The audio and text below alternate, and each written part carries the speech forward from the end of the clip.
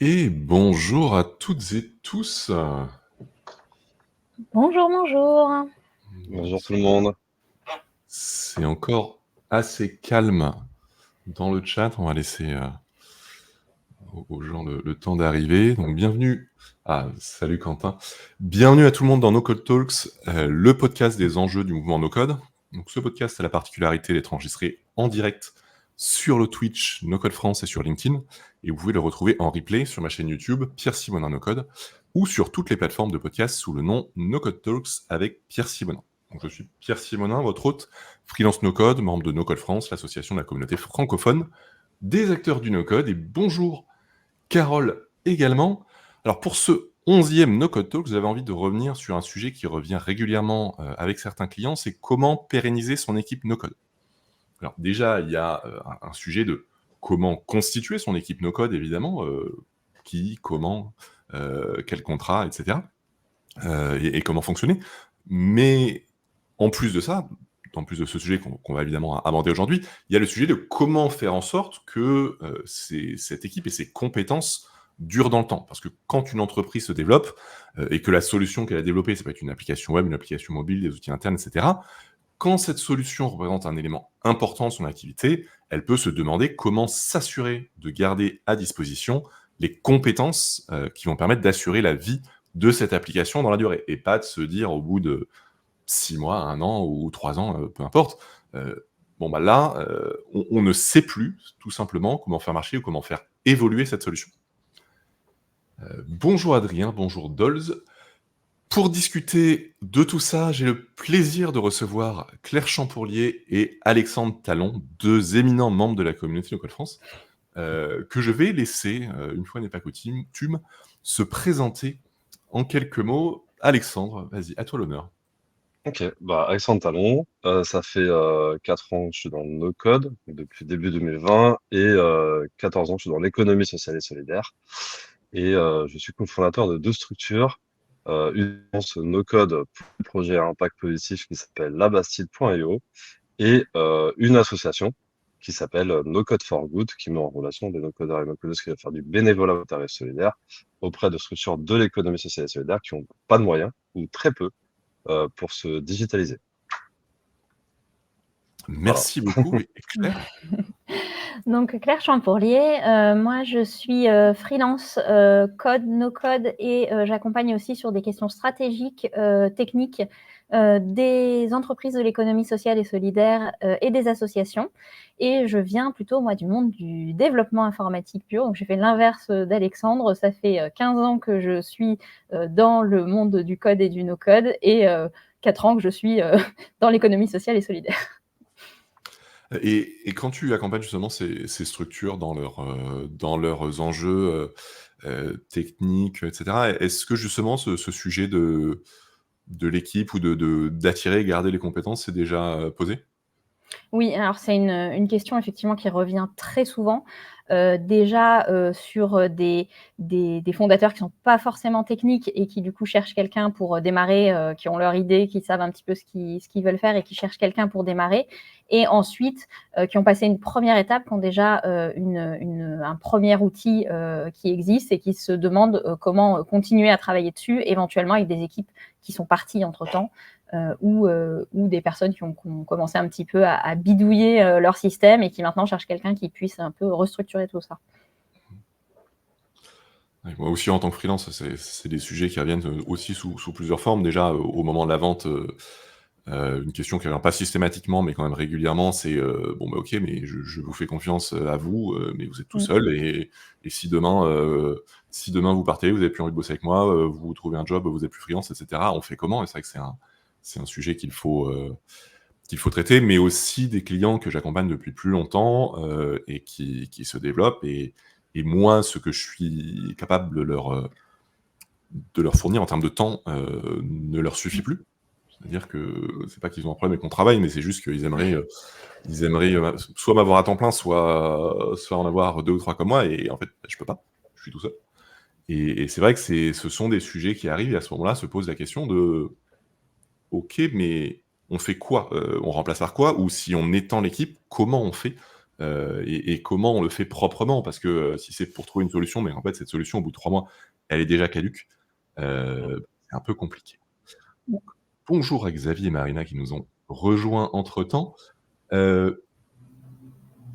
Donc merci, beaucoup, hein, à tous les 2 d'avoir répondu, présents à l'invitation. On ne va pas parler que de l'ESS, aujourd'hui. C'est pas un hasard que vous soyez, tous les 2 spécialisés dedans.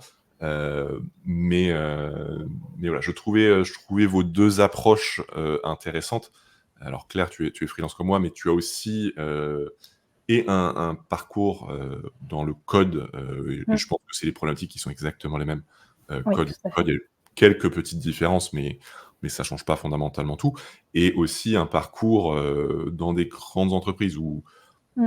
où ces problématiques existent et en même temps, il y a des choses qui sont en place justement parce qu'elles sont bien connues et on sait que les gens sont pas éternels et cetera. Les fusibles se remplacent d'autant plus rapidement dans les grandes entreprises que dans les petites, ou du moins dans la plus conscience. Heu et voilà, et je trouvais ça intéressant de voir ce que tu pouvais nous apporter de ce côté-là, et Alexandre pour nous apporter la vision sur le côté agence, où en fait tu es à la fois, heu, prestataire pour des clients en tant qu'agence, donc c'est une manière d'aborder le sujet, et en même temps employeur avec ses propres, problématiques au sein même de ton Mmh. équipe. Donc voilà, je trouvais que c'était une complémentarité de points de vue intéressante. Donc aujourd'hui, le sujet, c'est comment pérenniser son équipe no-code. J'ai l'habitude de dire, que quand une application perd son développeur ou sa développeuse, elle perd la moitié de sa valeur. Alors c'est un chiffre totalement arbitraire, qui n'est pas à prendre au pied de la lettre, mais je trouve que ça donne un peu un ordre de grandeur, de se dire c'est pas, ça perd pas 5, c'est pas un truc anecdotique. Mmh. Heu, Ça peut être important. Des fois, elle perd 100 de sa valeur parce qu'en fait, plus personne ne sait comment marche, et rapidement ça va se crasher. Des fois, quand on met les bonnes choses en place, en fait, ça ne change pas grand-chose, mais ça se prépare. Si c'est pas Mmh. un sujet qu'on a anticipé, ce qui est sûr, c'est que quand la personne va se barrer, heu, enfin, si elle se barre du moins, ce sera très, très compliqué à gérer. Mmh. Donc pour vous, pour ajouter un peu sur ce sujet, en quoi ce sujet est important? Est-ce que vous avez d'autres éléments, que j'ai pas abordés, jusque-là, pour appuyer ce point, ou éventuellement des exemples même sur le sujet de points où justement cette transition et cette pérennisation n'a pas été suffisamment, anticipée? Je pense que des exemples, on peut en trouver, des tas et des tas. Mais enfin, je trouve qu'il y a quelque chose qui est assez, révélateur de ça, que ce soit dans le monde du code ou du no-code. On a souvent, tendance à dire, que quand il y a une nouvelle personne qui arrive sur un projet, elle a envie de tout supprimer et de repartir à zéro et de tout refaire à zéro. Et la tentation peut être grande, en particulier, si les donneurs d'ordre, les fondateurs dans une boîte ou quoi n'ont pas ces compétences, techniques, minimum, ou en tout cas n'ont pas les concepts techniques minimum, pour piloter leur application. Ils vont avoir quelqu'un d'autre qui va arriver, qui va dire: «Ah mais non, mais il vous a fait ça là-dessus, c'est pas possible, il faut tout recommencer, il faut repartir à zéro». Et on voit souvent, des cas où tout repart à zéro comme ça, alors qu'en fait, c'était pas forcément, pertinent, et je pense que ça, on en a pas mal des exemples là-dessus. Effectivement. Après, il faut donner une précision pour les personnes un peu moins techniques, qui nous écouteraient, c'est que en tant que dev, c'est excessivement compliqué, de De reprendre. de reprendre le travail de quelqu'un d'autre. Mmh. En plus, si ce travail, est pas ou peu documenté ou mal documenté, ou que ça a été, mal développé, c'est-à-dire en n'utilisant pas du tout les bonnes pratiques. On est sur des métiers et des technologies encore assez jeunes, donc Mmh. il n'y a pas encore partout des bonnes pratiques clairement établies que tout le monde suit, mais par exemple, Alexandre, on fait tous les 2 du Bubble. Il y a certaines bonnes pratiques, je sais que toi et ton équipe les suivez et moi je les suis, et une application qui ne les suit pas est mal développée, Mmh. en fait. C'est Oui. tout. N'avoir aucun reusable element, par exemple, est une mauvaise pratique, Mmh. et voilà, une personne qui développerait son app comme ça l'a mal développée, et c'est sûr que si j'arrive sur une app où tout est balancer comme ça dans des pages et il faut que je m'y retrouve, ça va être beaucoup plus compliqué que si les choses sont plus propres. Donc c'est aussi ça la difficulté, c'est que le cœur du problème, c'est que il suffit pas d'avoir les compétences techniques. Quand on arrive sur une application, c'est compliqué de s'y retrouver. En fait, la connaissance de l'application est une compétence en elle-même. Mm. Est-ce que tu as d'autres points, Alexandre, à ajouter sur le sujet? Ouais, c'est vrai qu'on parle de documentation, mais nous, on conceptualise beaucoup sur Miro, par exemple, avant de développer. Et ça, c'est une grosse partie de la documentation aussi. Mm. Et c'est vrai que j'ai été freelance jusqu'à il y a 2 ans.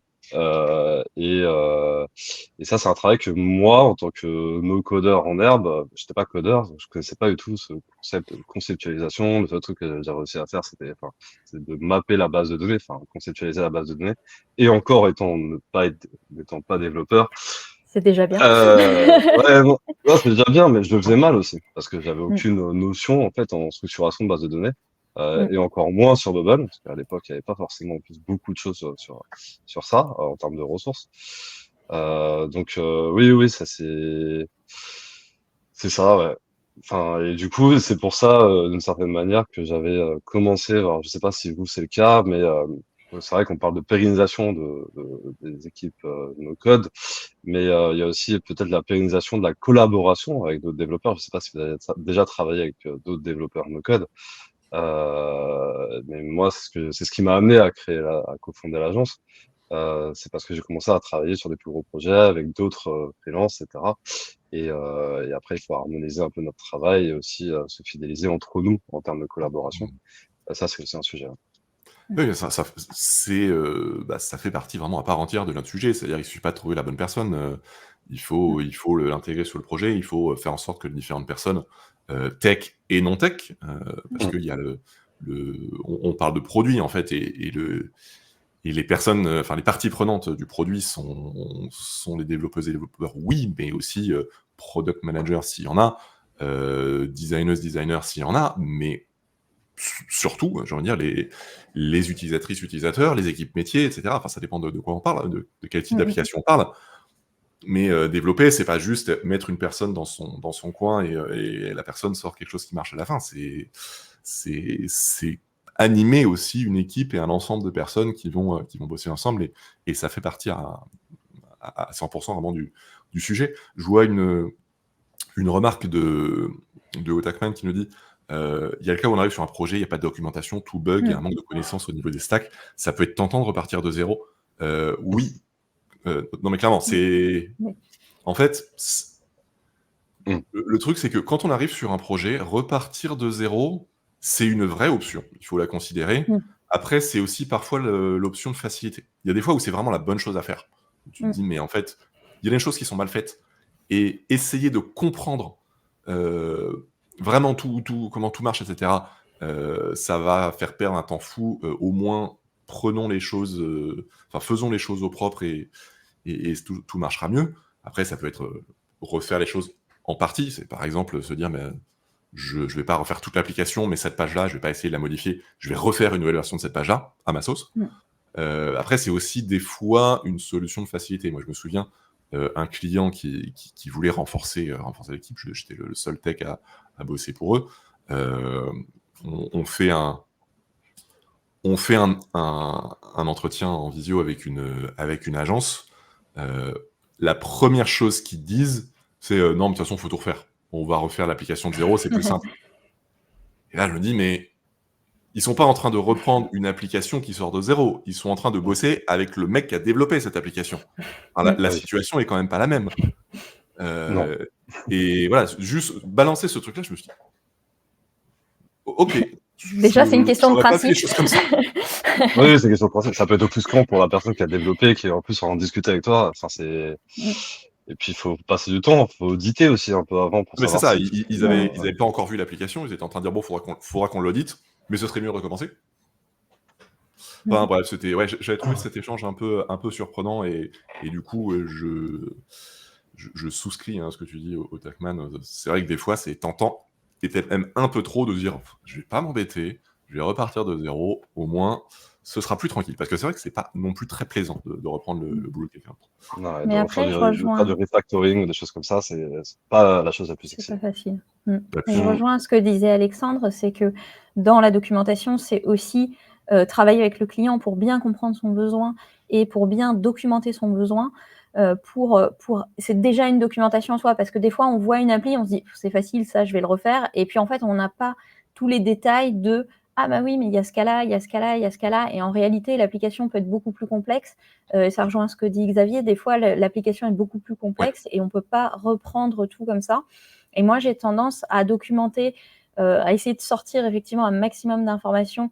J'ai fait un peu de product management, donc je pense que ça me vient aussi de là, mais documenter aussi le produit, le process, et documenter finalement les choix qui sont faits. De dire, on a choisi de partir sur ces outils pour telle et telle raison, voire on a choisi de ne pas faire ça pour telle et telle raison.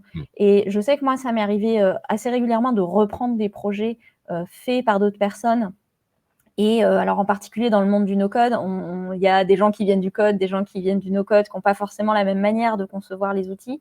Et j'ai toujours tendance à me dire, s'il a fait comme ça, c'est qu'il avait une bonne raison sur le moment. Et donc, quelle était cette bonne raison? Et est-ce qu'on peut la retrouver? Et si on ne la retrouve pas, maintenant, on peut se poser la question de changer. Parce qu'il ne faut pas oublier que c'est aussi tout un tas de choix de règles métiers, et que si on ne les a pas documentés, c'est beaucoup plus compliqué après de les réinventer.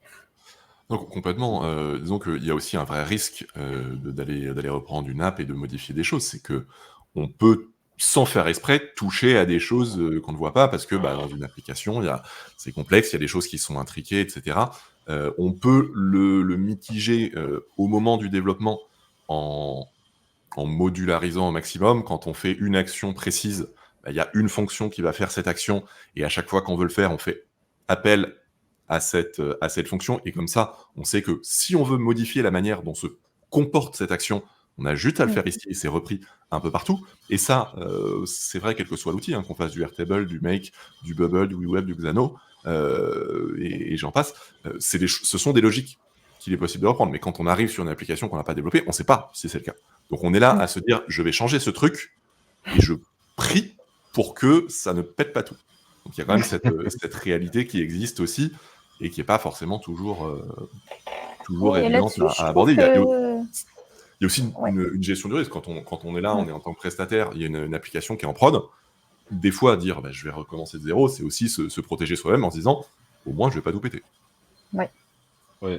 Après, une app qui a été, un projet qui a été développé pendant X mois, tout recommencer de zéro, souvent ça peut être très coûteux aussi pour le porteur de projet. Et donc du coup, effectivement, déjà faire un audit, c'est essayer d'optimiser l'existant et développer, et nettoyer aussi beaucoup parce que souvent quand on récupère des apps comme ça, il faut souvent faire du nettoyage. Ah bah oui. Mais ceci dit, c'est vrai aussi de nos... En fait, on a cette expérience aussi quand on touche à notre propre app. Des fois, on arrive sur un truc, on l'a pas bien documenté et on sait plus exactement comment ça marche. Et là, on arrive sur un truc et on se dit pourquoi j'ai fait ça comme ça? Exactement. Et là, on est au mois de septembre et déjà, des fois, on reprend des trucs qu'on a fait en juillet, on se dit, je ne sais pas. Il y a ce réflexe de se dire oh, mais je m'étais planté, mais en fait, c'est même pas censé marcher, mais pourquoi ça marche? J'ai fait n'importe quoi. Et là, il faut avoir le recul et l'expérience de se dire bon, en fait, ça marche, donc c'est sûrement que c'est censé marcher, c'est juste que j'ai pas encore compris la logique que j'avais à l'époque.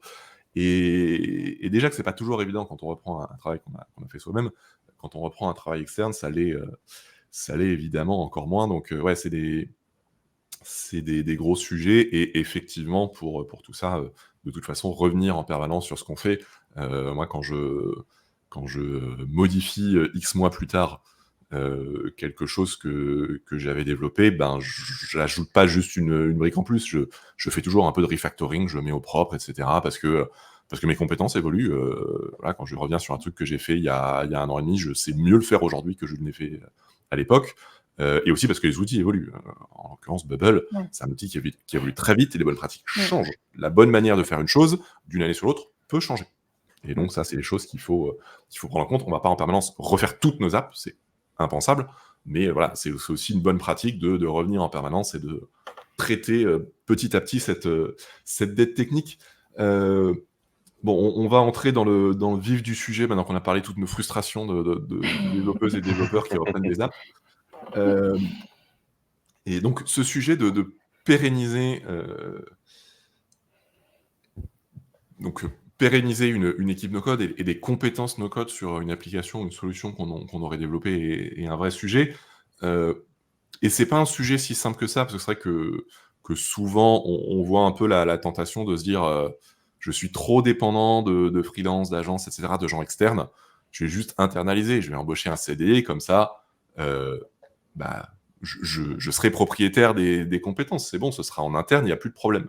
Et en fait, ça n'est en rien une solution miracle. Ça veut pas dire que c'est une mauvaise idée de le faire, mais ce n'est absolument pas une solution miracle parce qu'un CDI, ça peut partir et c'est là qu'on se rend compte que, la boîte n'est jamais propriétaire des compétences. Ce sont des personnes qui le sont. L'entreprise, ou l'organisation ne fait que louer ses compétences, plus ou moins cher, gratuitement des fois, et cetera. Mais on ne fait qu'emprunter des compétences à des personnes et la question est comment faire en sorte que ces compétences restent, aussi longtemps que possible, dans le coin et accessibles surtout pour l'entreprise. Donc voilà, c'est ça le sujet qu'on va traiter aujourd'hui et le 1er point, on va un peu passer en revue, les différents types de contrats, c'est-à-dire on parle de compétences. Alors là, le porteur ou la porteuse de projet peut avoir, des compétences techniques et avoir la capacité de le faire soi-même. On va pas forcément traiter ce point trop en détail parce que, bon bah, à ce moment-là, les compétences a priori vont rester dans le dans le coin, aussi longtemps que le projet sera là. Donc quand il y a plusieurs cofondateurs, cofondatrices, la question peut se poser. C'est pas si c'est immédiat que ça, on y reviendra. Mais si on se dit: «Bon, mais j'ai pas les compétences ou mes compétences ne sont pas suffisantes, il faut aller chercher d'autres personnes», sous quelle forme on peut le faire? Donc on va faire un peu un inventaire. Commençons par les freelances, heu, pas parce que je suis freelance, mais parce que je trouve que c'est un des sujets les plus simples à traiter. Alors, pour moi, les avantages des freelances déjà, c'est la flexibilité. Ça dépend des Mmh. contrats qu'on a et cetera, mais on y fait appel Mmh. quand on en a besoin. Quand on en a pas besoin, ça ne coûte rien. Et pour les budgets serrés, c'est le meilleur moyen d'avoir accès à des compétences. Mmh. Pour les personnes qui ne peuvent pas embaucher notamment heu, des personnes un peu seniors, ça coûte, moins cher d'acheter quelques jours, quelques dizaines de jours, de freelance sur un sujet, y compris de freelance un peu senior. Est-ce que vous avez d'autres points sur le côté des avantages, pour l'instant? Ben, je pense que sur les avantages, c'est, aussi, que, moi je trouve que les freelances, en particulier dans le no-code, sont, globalement très connectés, les uns Mmh. aux autres et qu'en réalité, quand on fait appel à un freelance, il est tout seul, mais il est rarement tout seul et du coup, enfin on le voit bien tous dans nos projets, des fois on a besoin d'échanger avec quelqu'un qui est, complètement extérieur au projet, juste pour, poser une Mmh. question et pouvoir, s'enrichir un peu d'un échange et du coup, j'ai rarement rencontré des freelances, code ou no code qui étaient vraiment tout seuls Mmh. et je trouve qu'on bénéficie aussi de la force derrière d'une communauté. Intéressant, ouais, Complètement. on n'embauche pas juste un freelance, mais un réseau aussi derrière. Mais ça peut du coup être intéressant de se renseigner sur le réseau qu'il y a effectivement derrière. Est-ce que cette Mmh. personne en connaît d'autres? Ou est-ce que, c'est une personne qui fait un peu ça dans son coin? Parce que ça existe aussi, hein. Mmh. Tous les freelances Mmh. n'ont pas Ouais, ouais. la connaissance, extensive de dizaines de personnes avec les mêmes compétences ou des compétences, complémentaires. Alex, Ni même d'autres, qui n'osent pas forcément aller sur le Slack de Code France, poser des questions, ou aller sur le Discord d'Auto ou des choses comme ça. Il y a des freelances qui n'osent pas et donc ça mmh, plaît pas forcément et donc du coup qui ne connaissent pas aussi d'autres, freelances peut-être, qui ouais, auraient des compétences pour les aider. il y a des personnes qui prennent ça effectivement comme un aveu d'incompétence, quoi. Si je pose une question, Mmh. ça veut dire que je connais pas mon métier, donc faut juste que je m'en sorte par moi-même. Ce qui est ce qui est une manière un peu, Mais ce qui du coup peut être un point de communiquer intéressant gratuit. à creuser, avant de prendre un freelance, justement pour, se renseigner finalement sur à quel point cette personne s'entoure par ailleurs. Ce qui peut aussi être intéressant, puisque sur la partie pérennisation, le jour où cette personne n'est plus disponible, change de voie, n'a plus la bande passante, est-ce qu'elle peut aussi recommander des personnes qui pourraient prendre la suite, ou si jamais il y a d'autres projets qui se lancent dans l'entreprise sur d'autres technos, le fait de pouvoir bénéficier du réseau de ce freelance pour éventuellement trouver quelqu'un d'autre qui aura la bonne compétence, ça peut être un point intéressant en tout cas à prendre en compte dans le choix du freelance. Et de la même manière aussi, j'ai été freelance pendant 2 ans et en fait, on développe aussi plusieurs compétences. Donc, on apprend un peu la gestion de projet, on apprend à communiquer pour trouver des prospects, on fait un peu de gestion à vue fine. Enfin, il y a aussi peut-être des besoins dans l'entreprise qui pourraient coller avec une des compétences du freelance ou c'est son appétence aussi. Parce que j'ai vu des no-codeurs après qui sont, par exemple, qui sont pris de passion un peu pour faire de l'UI, donc des maquettes, des choses comme ça. Ça peut être aussi ça, quoi. Et non, je sais plus, je voulais dire un truc et ça me reviendra. Mais oui, effectivement. Donc il y a le sujet du recrutement, de toute façon, de manière générale, est compliqué. Quels que soient les types d'intervenants et de contrats dont on va parler. Mais c'est vrai qu'on le voit fréquemment, c'est compliqué pour des clients, ou du moins pour certains clients, de trouver la bonne personne pour leur projet. On est beaucoup à être arrivé sur des projets où le client avait déjà eu une expérience avec une personne, ça s'était pas très bien passé, donc non seulement il faut repasser sur un truc qui est plus ou moins bien fait, mais en plus il faut regagner la confiance du client, parce qu'il dit « ouais, voilà, on m'avait vendu monts et merveilles, j'ai vu comment ça se passait, alors maintenant je vais resserrer un peu la vis ». Et franchement, ramer dans ces conditions, c'est pas très agréable, c'est pas toujours évident. Donc, mais derrière, ça veut dire qu'il y a une vraie problématique de trouver la bonne personne. Et c'est vrai que voilà, on a déjà donné quelques points qui permettent de le voir un peu plus. Une personne qui s'est doutée aussi, qui des fois ose dire je ne sais pas, ou ça, il faudra que je regarde, etc. Et n'est pas la personne qui s'est vendre du rêve et qui a réponse à toutes les questions, est plutôt bon signe. Une personne qui sait répondre du tac au tac à toutes les questions, c'est pas toujours bon signe. Non, du tout. Je suis d'accord. Même quelqu'un qui se dise ouvertement je ne sais pas, et je vais aller peut-être chercher et me renseigner. Donc je dis oui, c'est bon, je sais faire. Ça, Voilà, c'est souvent en plus sur ces sujets techniques et de développement de produits, etc., la bonne réponse est souvent une question. C'est souvent ok, je vois, mais est-ce que vous pouvez me dire ceci, cela, j'aurais besoin de savoir. Une personne qui n'a que des réponses et aucune question, ça lève des doutes. Côté inconvénient des freelances, est-ce que vous avez des choses en particulier à remonter? Alors, j'ai l'impression que sur les freelances, en général, on va en chercher un nouveau quand on est bien fâché avec le précédent. Et du coup, on a rarement un passage de connaissances entre freelance qui pourrait énormément faciliter, qu'on peut avoir sur d'autres modes de fonctionnement. Je pense que c'est un point, effectivement. C'est vrai.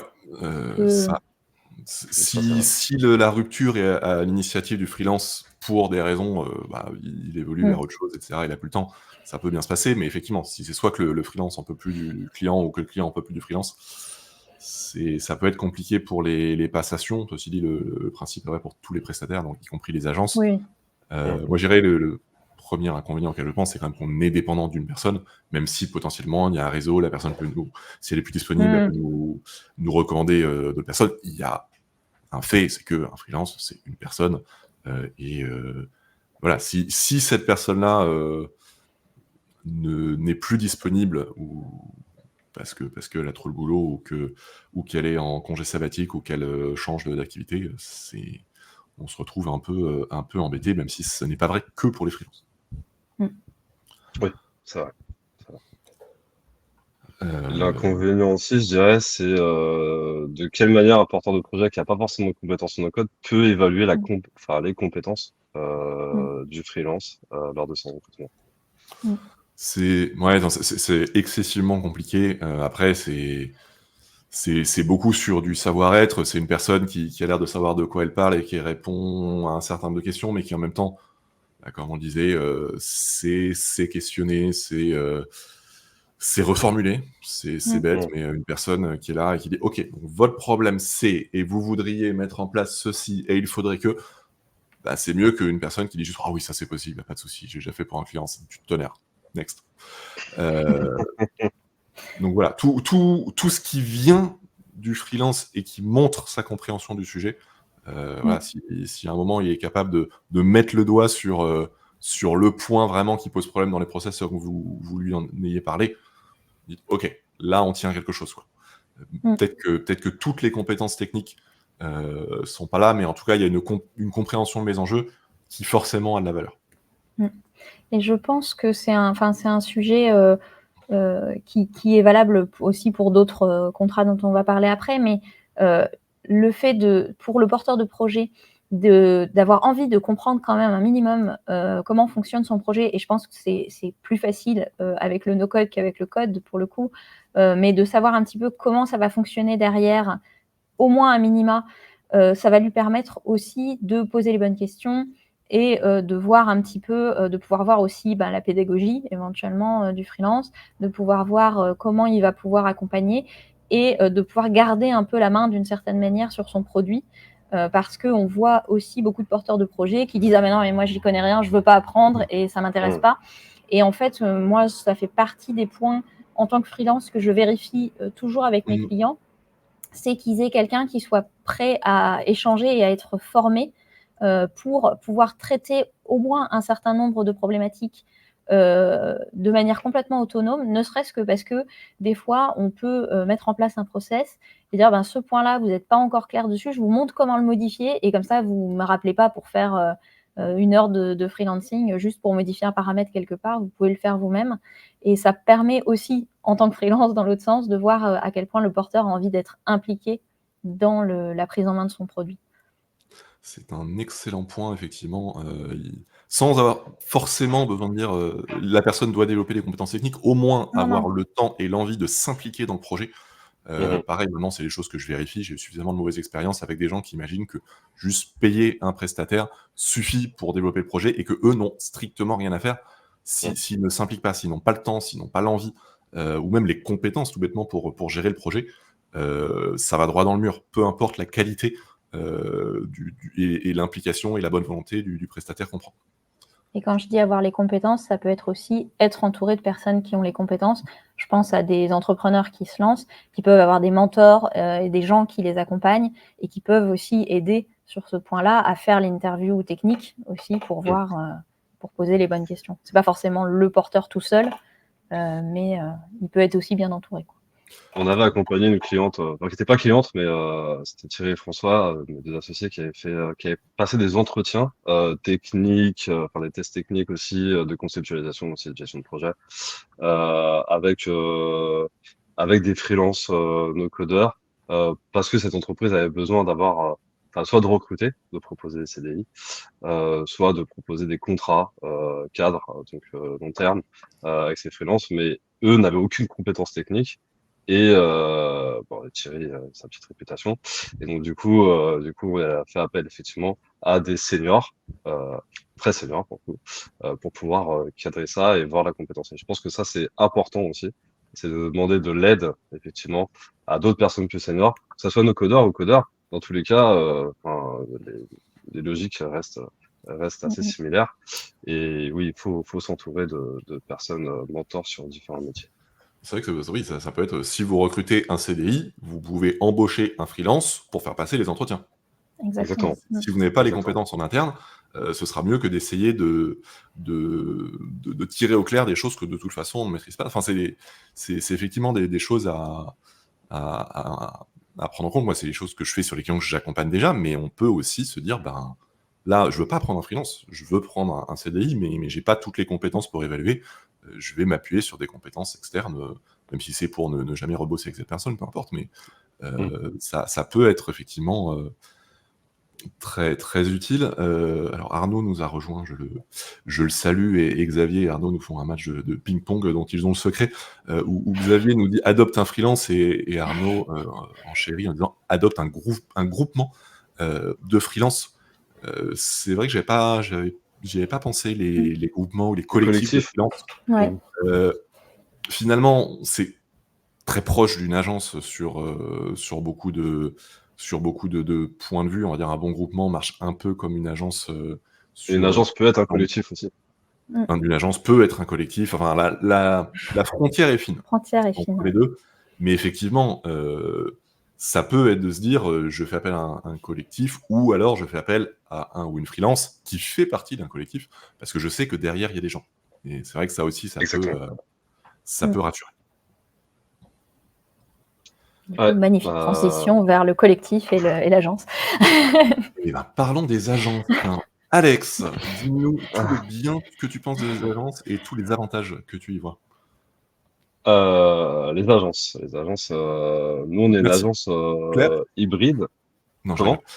Comment? Non, non, je m'attendais à ce que tu répondes du tac au tac, en disant: «Mais bien sûr!» Oui, Non, non, mais non, si, ne souffle pas, je vais te faire un truc. Non, vas-y, je t'en prie. la vérité est dans la relativité. Du coup, l'agence, nous, on est une agence hybride, c'est-à-dire on a des salariés, mais on a aussi des freelances. Du coup, il y a cette question de pérenniser les équipes, tant du côté freelance que côté salarié. Mmh mh. Euh, et effectivement, du coup, on est une agence collectif, quoi. Euh, et, euh, et ce qui est bien quand on cherche une agence, c'est qu'on peut avoir plusieurs personnes expertes sur certaines choses. Par exemple, nous, on a des personnes assez seniors sur l'UX, UI design, des UX designers, product designers.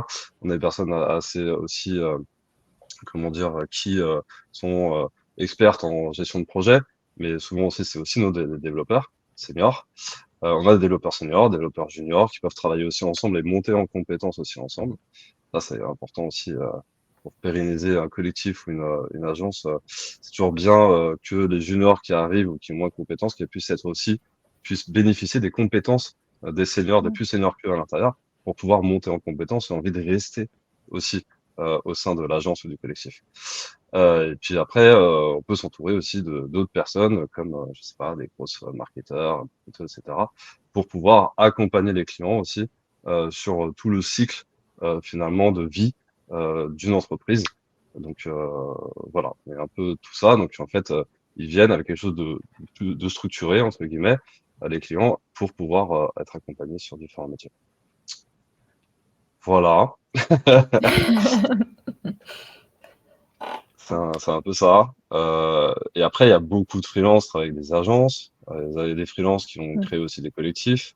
Après, le côté collectif, personnellement, moi, j'avais essayé avec Otto, enfin, en tout cas, des freelances de chez Otto. À une époque, on était mentors. Le collectif, on était une quinzaine. Il n'y avait pas Collective Work qui existait. On a eu du mal aussi à se structurer. Dans un collectif, il faut aussi avoir un leader qui va porter en fait la gestion de ce collectif. Mais c'est intéressant. C'est vrai que par contre, il y a un truc au niveau facturation. Moi, ce que je me demande toujours, c'est que les collectifs qui sont sur Collective Work, en fait, ils facturent au nom de Collective Work, si je ne me trompe pas. Donc, du coup, est-ce que Collective Work n'est pas une agence en fait de collectif? Je sais pas. Moi, je sais Ouais, que ouais, sur c'est Malte, ça. ils Sur le- facturent au nom du freelance. Enfin, je sais pas exactement Ouais, ils prennent commission. Ouais. comment ça fonctionne. Après, c'est vrai qu'il y a une réalité derrière et les collectifs et les agences, c'est que tous sont loin de se valoir. Il y a, Mm. enfin, je sais qu'il y a des agences qui vont mettre des gens à la chaîne. Et en fait, c'est comme si tu prenais des freelances, quoi. C'est-à-dire que tous les projets sont silotés. Il n'y a pas particulièrement de montée en compétence des personnes. Il n'y a pas de partage des connaissances sur l'application qu'on développe pour que d'autres puissent la reprendre. C'est-à-dire que si la personne qui a développé l'application n'est pas disponible ou part de l'agence, bah, c'est retour à la case départ. C'est exactement comme si on avait bossé avec un freelance ou autre. Enfin, donc, il y a cet avantage clair dans les bonnes agences qui est que bah, normalement les agences intègrent dans leur propre fonctionnement cette logique justement de pérennisation d'une part des compétences techniques, mais aussi des connaissances des projets qui sont développés. C'est-à-dire que bah, si la personne qui l'a développé part, comment on fait pour continuer à bosser pour ce client, c'est un vrai sujet et les bonnes agences le traitent. Mais c'est pas le cas partout. Il y a des réalités différentes. C'est même pas forcément le cas pour tous les projets, parce que c'est vrai qu'un très petit projet pour une agence, l'agence va pas forcément monter en compétence 2 personnes dessus pour connaître le truc à fond. À un moment, c'est plus rentable. Donc voilà, faut aussi être réaliste. Si j'ai un projet de 1 500 €, j'accepte qu'il y a que la personne que je fasse appel à un freelance, une agence ou quoi que ce soit. Je sais qu'il y a qu'une personne qui bossera dessus et qui aura les compétences parce que ce serait rentable pour personne d'avoir vraiment un collectif qui bosse dessus. Mais après, le souci que j'y vois, c'est que ça me paraît un peu plus compliqué de l'extérieur, justement, d'évaluer ce côté-là. Parce que toutes les agences, on va dire les agences les plus mauvaises, sur l'organisation sont aussi souvent les meilleures pour vendre. Donc, ils ont des commerciaux qui sauront vendre monts et merveilles devant le client. Et du coup, c'est pas toujours facile de se rendre compte de la réalité qu'il y a derrière. Je sais pas si vous avez des retours là-dessus ou des moyens qui vous semblent un peu fiables pour évaluer ce côté-là. Que vaut exactement une agence? Waouh. Vous avez 1 heure. Que vaut une agence? Je sais pas, toi, Claire, t'as déjà travaillé des agences no-code ou pas? Pas. Alors, j'ai travaillé plutôt avec des SS2I et des boîtes comme ça, mais vraiment dans le code. Et je pense qu'on a un peu la même problématique où effectivement, c'est vraiment difficile. Je rejoindrai finalement un petit peu ce qu'on a dit tout à l'heure, c'est-à-dire qu'à un moment, l'agence va présenter les personnes qui vont travailler sur le projet et qu'à ce moment-là, ben, c'est le bon moment pour tester aussi vraiment la personne, parce que finalement, c'est elle qui va travailler au quotidien sur le projet. Et poser des questions.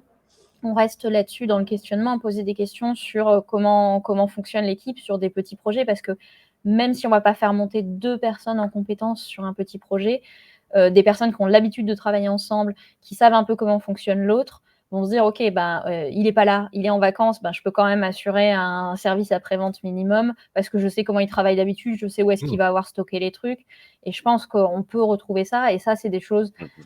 On peut questionner. Après, on peut toujours se faire enfumer, clairement. Et c'est aussi l'avantage des freelances et des agences, c'est que si vraiment ça se passe pas bien, on peut arrêter. Enfin, je sais pas s'il y a des engagements vis-à-vis des agences, mais en général, on peut arrêter. Dans les limites de ce qui est prévu par le contrat. Mais oui, effectivement, on a dans tous les cas plus de flexibilité. Après, c'est vrai qu'une bonne agence, même si il n'y a pas plusieurs personnes qui bossent sur le projet, il y a des bonnes pratiques et des outils et des moyens d'organisation partagés qui font, et c'est vrai dans les collectifs également, qui font que même si j'ai jamais touché au projet, si j'arrive sur le projet d'un collègue, j'arriverai à m'y retrouver en fait. Là encore, c'est pas le cas dans toutes les agences. Il y a Lilibellweb qui nous fait part de mauvaises expériences avec 2 agences connues. Très pareil, agences connues, c'est pas pas nous. forcément une référence. Il y en a qui sont connues parce qu'elles sont très fortes en commercial et en pub. Il y en a qui sont connues parce qu'elles sont très fortes dans ce qu'elles font. Pareil, pas toujours facile de faire la part des choses. Il y a Arnaud qui nous dit les références, le bouche à oreille. Clairement, c'est vrai pour les c'est freelances, clairement mais ça. Pour les agences aussi. c'est vrai pour les freelances, mais encore plus pour les agences. Parce que le freelance, on a en face de nous la personne qui va bosser dessus. On échange avec elle, on voit ce qu'elle vaut. L'agence, au moment de signer, on ne sait pas forcément qui va bosser dessus. Et même si on nous a présenté une personne, on ne sait pas forcément si c'est vraiment elle qui va bosser dessus. Des fois, c'est « Ah bah non, bon, en fait, cette personne-là est sur un autre projet. Bon, on vous a mis tel autre. » Et c'est vrai que les avis vont être cruciaux. Et effectivement, je vois quand on recrute quelqu'un pour un poste, on va faire des ref calls, on va appeler des personnes avec qui il a travaillé, on va regarder son profil, on va dire « Ah tiens, il a travaillé là, je connais quelqu'un, peut-être que je peux trouver de l'info. » Et alors c'est sûr que bon, quand on demande à quelqu'un de nous filer des références, il va forcément nous filer des gens avec qui ça s'est plutôt bien passé, mais globalement, ça permet aussi de poser des questions à cette personne-là, qui va aussi, justement sur ces inquiétudes qu'on peut avoir, de dire est-ce qu'ils ont bien documenté, est-ce que vous avez pu récupérer le projet après, est-ce que vous êtes toujours avec eux, ou est-ce que vous vous sentez bloqué, vous pouvez plus partir. Et ça, c'est des choses qui peuvent être demander des références, que ce soit une agence, un freelance ou un recrutement potentiel, ça se fait. Après, on peut donner aussi des références de projets avec qui on travaille plus parce que il y a eu un fit humain à un moment où il y a quelque chose qui a cassé. Ça existe, mais du coup, techniquement, on a été fiers de nous. Donc ça, on en parle. Mais voilà, après, c'est une question d'humain aussi, faut pas oublier. Et c'est vrai que, alors déjà, Magali, merci, c'était pas avec nous. Et c'est vrai qu'il y a la question de best practice, effectivement, nous, normalement, une bonne agence, une agence qui essaie de faire en sorte que le projet puisse être récupéré par quelqu'un d'autre quand quelqu'un part en vacances ou est malade ou un accident, etc. Ou alors est surstaffé sur un projet, c'est d'avoir des conventions de développement, donc d'harmoniser un peu comment on nomme les choses, comment on a conceptualisé sur quel outil, comment on structure les bases de données, etc. Ça, c'est une étape obligatoire, effectivement, pour une agence et sûrement pour un collectif aussi. Puis des outils communs, tout centralisé dans un Notion, dans un Whimsical, un Miro, un Drive ou tout ce qu'on veut, mais juste savoir que quand quelqu'un de l'agence a bossé sur un projet, je trouverai les informations ici, et pas être obligé de lui demander pour dire est-ce que éventuellement tu pourrais me donner les documents du projet s'ils existent. Voilà. Et du coup, là-dessus, moi, je recommanderais effectivement à quelqu'un qui cherche, alors d'ailleurs que ce soit un freelance, une agence ou autre, de proposer de stocker cette documentation, de faire en sorte que cette documentation soit stockée aussi chez lui, pour l'avoir avant que la situation devienne tendue. Mais d'avoir en tout cas, nous, je sais, c'est quelque chose qu'on fait beaucoup dans le no-code, mais faire en sorte que tous les comptes soient créés avec l'adresse du client, que quand le freelance s'en va, je l'ai vu dans beaucoup de cas où en fait ça s'est mal terminé avec un freelance ou avec une agence, et on reprend le sujet et il faut appeler l'agence ou le freelance en disant alors t'étais fâché avec eux, mais si tu pouvais me redonner accès au compte administrateur, ce serait quand même sympa. Et c'est pas, voilà, ça nous met pas dans des positions super simples à gérer. Et donc le fait dès le départ de prévoir que la doc soit chez soi, c'est quand même, ça permet de vérifier aussi qu'ils font de la doc au fur et à mesure. Complètement. Il y a Prince qui nous partage un retour d'expérience sur une bonne agence. Voilà, il y a un product manager qui définit le cadre du projet, 2 personnes pour le dev, 1 personne sur le design pour réduire le temps des devs. On respecte la charte de l'agence. Souvent, on a quand même des éléments tout prêts qu'on peut aussi reprendre à droite à gauche, s'inspirer d'un projet, s'inspirer d'un design, etc., qui existe déjà pour pas réinventer la roue à chaque fois. Ça, effectivement, ça peut être un avantage des agences pour celles qui ont un peu de bouteille et une bonne organisation, un bon fonctionnement, c'est sûr. Je connais cette agence. En tant que bon meubleur, je pense que tu dois savoir qui c'est aussi, Pierre. Mais oui. Mais ce qu'il faut savoir, c'est que là, effectivement, quand on parle de design, c'est que c'est une agence qui a développé un peu son propre design system et qui a son propre template de départ. Et ça, je trouve ça super bien parce que du coup, en fait, d'avoir son un peu starter kit, hein, si on veut, avec ses propres conventions, ses propres méthodes de développement, etc. Ça, c'est vraiment très intelligent, très bien, parce que du coup, après, tous les développeurs développent aussi de la même manière. Donc voilà. Et donc souvent d'un projet à l'autre, on retrouve les mêmes repères. Ils ont vraiment poussé à son paroxysme l'idée de on développe nos propres outils pour que tous les gens chez nous bossent de la même manière. Avec les avantages et inconvénients que ça a, parce que, comme je disais, les bonnes pratiques sur Bubble évoluent et à ma connaissance, les outils et le modèle qu'ils utilisent sont plus optimisés pour l'ancien Bubble que pour le nouveau. C'est le retour que j'en ai eu, mais bon, ça reste en tout cas un gage de qualité et vaut mieux avoir une agence qui bosse de cette manière-là qu'une agence qui en fait va juste dire je donne le cahier des charges à une personne qui dev, elle fera le boulot et à la fin elle le livrera, point. Il y a aussi des agences, je sais pas si des agences ou des freelances ou des collectifs qui développent en prenant des templates. de départ. Par Mm. exemple, sur Hubble, il y en a un gros qui s'appelle Air Mm. Canva, développé par une grosse agence américaine qui s'appelle Airdale. Il y a plusieurs agences, plusieurs freelances qui utilisent ce Canva. Ça peut être bien et mauvais à la fois. Effectivement, bien parce que du coup, on retrouve un peu du coup nos repères si on a des experts là-dessus. Mauvais à la fois parce que en termes de personnalisation, des fois, et en termes d'optimisation, c'est pas foufou, quoi. Donc voilà. Mais ça permet d'aller vite, mais souvent pour des enfin des MVP et pour pouvoir développer d'autres versions par-dessus, ça peut devenir une machine de guerre, quoi. Enfin, un peu trop Mm. gros, quoi. Ouais. Disons que c'est bien si ça permet de ne pas avoir à réinventer la roue, parce que c'est vrai que redévelopper en permanence, toujours le système de messages, de notifications, de ceci, de cela, bon, bah, ça sert à rien. Mais il faut que le template soit adapté potentiellement énormément aux besoins des clients et pas qu'on adapte le Mm. besoin du client au template, Mm. évidemment. Après, donc, sur les autres inconvénients du côté des agences, donc en termes de budget, souvent une agence va être un peu plus chère que les freelances. C'est pas toujours vrai. Il y a des exceptions. C'est pas toujours vrai. Mais bon, à dire, c'est un peu. C'est souvent comme ça que ça va fonctionner quand même. Parce que tout simplement, parce qu'il y a une prestation qui n'est pas la même, il y a plus de personnes qui seront dessus. Il y a un chef de projet, il y a un ou plusieurs devs. Enfin, voilà, toutes ces personnes-là doivent aussi échanger, se mettre d'accord, et forcément, ça prend plus de temps. Donc, même si le TGM n'est pas forcément plus important, il peut y avoir plus de jours sur le projet, simplement parce que ce travail, qui a aussi une valeur ajoutée, prend quand même plus de temps. Donc voilà, là aussi, c'est pas pour dire que c'est mieux, moins bien, c'est juste, on prend un peu les différentes choses qui existent et on voit un peu les avantages, les inconvénients des uns et des autres. Donc, partons là on a un peu fait le tour des principaux prestataires. Parlons maintenant des ressources en interne et commençons par les stages et alternances. Alors, on parle de pérenniser pérenniser les ressources no-code.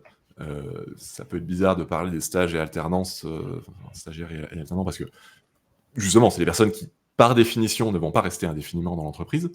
En attendant, bon, déjà, c'est peu cher. Il y a des entreprises ou des organisations qui n'ont pas trop les moyens d'envisager autre chose, ce qui est une raison valable. Mais aussi, pour moi, il y a un avantage, c'est que ces personnes sont là pour un temps limité, mais on sait quand elles partent. Ce qui fait que la transmission, elle peut se préparer. On n'est pas en mode du jour au lendemain, on peut perdre une ressource et il va falloir faire face. On sait que cette ressource est là pour tant de temps, et à la fin, de toute façon, on devra préparer l'après. Et ça, pour moi, ça a quand même un intérêt. D'autres retours sur les stages et alternances ? Alors, même retour comme ce qu'on avait fait là, tout à l'heure, c'est si vous prenez des stagiaires ou des alternants, peu importe que vous soyez une agence ou une entreprise qui développe un produit, qui fait appel à une agence ou un freelance, etc., essayez de vous entourer aussi de plus seniors pour pouvoir faire monter en compétence cet alternant ou ce alternante ou stagiaire, ou même aussi employé, hein, c'est parce que cette personne, si vous n'avez pas la compétence, vous la ferez pas monter en compétence et elle risque de tourner en rond et de vouloir partir aussi. Voilà. Et ça peut arriver, ça arrive. Et voilà. Et j'irais même plus loin, en fait, vous avez, normalement, quand vous prenez un stagiaire ou un alternant, vous avez une obligation, en tout cas morale, de le faire monter en compétence. Un stagiaire ou un alternant n'est pas un employé, n'est pas un freelance, c'est quelqu'un qui est là pour apprendre et qui, normalement, dans les conventions, il y a une partie encadrement et accompagnement de cette personne. Il y a deux... donc, Arnaud ajoute que le principe d'un stagiaire ou alternante, c'est que la personne est là pour apprendre. Elle n'est pas là avant tout pour produire, elle est là pour apprendre. Elle produit aussi, c'est on va dire le bénéfice pour l'entreprise, mais la première raison, normalement, c'est l'apprentissage. Et là-dedans, en fait, il y a deux sujets. il y a d'une part l'encadrement et d'autre part le mentoring. Ça n'a pas forcément besoin d'être fait par les mêmes personnes. Il peut y avoir des Tout personnes à fait. qui n'ont pas ou peu de compétences techniques, mais qui sont là pour l'encadrement, qui sont là pour donner une direction, pour donner des priorités, pour rassurer, pour aider à grandir, on va dire, humainement et pas se retrouver perdu. C'est hyper important. Et après, il y a le côté mentoring, c'est la capacité à transmettre des compétences. Donc, si on a déjà une équipe d'une certaine taille, avec des personnes plus seniors, bon, bah, la question ne se pose pas. Mais là aussi, si ce n'est pas le cas, on peut prendre des ressources externes pour ça. C'est possible de prendre un ou une freelance pour faire un échange de 1 heure et demie par semaine avec le stagiaire ou la stagiaire, l'alternant ou l'alternante, pour l'aider à monter en compétences. Je ne considère pas que 1 heure et demie par semaine, c'est suffisant. Qu'on soit d'accord. Mais c'est tellement plus que ce que font beaucoup d'entreprises que ce serait déjà une énorme amélioration. Donc, voilà. Sachez prévoir des ressources et faire en sorte que ça se passe bien pour tout le monde, parce que des stagiaires ou alternants qui sont pas encadrés et ou pas mentorés, non seulement c'est une expérience exécrable pour eux, mais en plus vous perdez de l'argent parce qu'à un moment les résultats ne peuvent pas être à la hauteur de ce que vous espérez. Donc voilà, il y a besoin de mettre en place des choses effectivement de ce côté-là. Donc c'est pas une solution miracle, ça a aussi ses avantages. Le premier évidemment c'est le coût, mais voilà, c'est pas il suffit pas de prendre un alternant qui a fait une formation Bubble pour se dire bon bah c'est bon, comme ça il va me développer mon app Bubble. Et je dis Bubble, ça peut être n'importe quel outil, hein, mais voilà, c'est un peu plus compliqué que ça, et il y a des devoirs du côté de l'employeur qui ne sont pas que de payer le salaire à la fin du mois. Et effectivement, Arnaud, on tombe aussi parfois sur des pépites, mais ça n'empêche pas, mais ça rejoint un petit peu ce qu'on disait au début. Des fois, on a juste besoin d'échanger avec quelqu'un aussi qui comprend la technique pour avoir un effet miroir et vérifier ses questionnements et des choses comme ça, même quand c'est quelqu'un qui est particulièrement mature et qui se débrouille particulièrement bien. Et moi, ça m'est arrivé effectivement de faire de l'accompagnement comme ça, de stagiaires dans une équipe qui était en train de se monter. Et en fait, ça envoie aussi un bon signal aux stagiaires de dire moi, j'ai pas la compétence, mais je t'ai trouvé quelqu'un qui va être disponible. Donc, nous, en l'occurrence, les modalités qu'on avait, c'était qu'il travaillait, on se voyait régulièrement, et il pouvait me solliciter en asynchrone soit en mail, soit en Slack. Enfin, on peut trouver plein de modalités. Et ça permettait juste qu'il me fasse ne serait-ce qu'un peu un rapport, dire là, je suis en train de travailler là-dessus, mais j'ai l'impression que j'y passe beaucoup de temps, est-ce que c'est normal? Enfin, toutes ces questions normales de personnes qui commencent à travailler et qui se demandent un petit peu s'il est sur la bonne voie, quoi. Et en fait, si un conseil de personne qui a fait des erreurs, moi, il faut mettre en place ça le plus rapidement possible, ou même au début où l'alternant ou le stagiaire est là. Et prévoir du coup soit un coût de temps humain s'ils ont les compétences pour les coacher, les faire monter en compétences, soit un coût financier pour faire appel à un senior. Voilà. Après, passer du temps à espérer que la personne puisse aussi monter en compétences toute seule, surtout un stagiaire alternant, c'est assez illusoire, je trouve. Et c'est pas forcément bien non plus. Et comme tu disais, normalement, c'est encadré. Et c'est vrai que ça, on l'oublie toujours en tant qu'entrepreneur. On se dit, on prend un alternant, il va nous faire une maquette, il va nous faire le développement, etc. Il faut que cette personne soit encadrée et puisse monter en compétences grâce à vous, parce qu'elle est là pour ça. Et donc Arnaud dit qu'il y a des exceptions, il y a des personnes en stage ou en alternance qui sont un peu livrées à elles-mêmes et qui ont l'autonomie et la capacité d'apprendre par elles-mêmes, de trouver les réponses à leurs questions, d'arriver à surmonter leurs problèmes, etc. et qui vont fournir à la fin un boulot exceptionnel sans encadrement ni mentoring, mais ce sont des exceptions. Et si la condition pour qu'un stage ou une alternance se passe bien, c'est de réussir à tomber sur une personne comme ça parce qu'il n'y a aucune ressource en face, ne vous lancez pas dans le stage ou l'alternance. Parce que ces personnes sont d'une part rares, Mais d'autre part, vous n'arriverez jamais en entretien à le détecter. Enfin, c'est trop compliqué. Ah oui.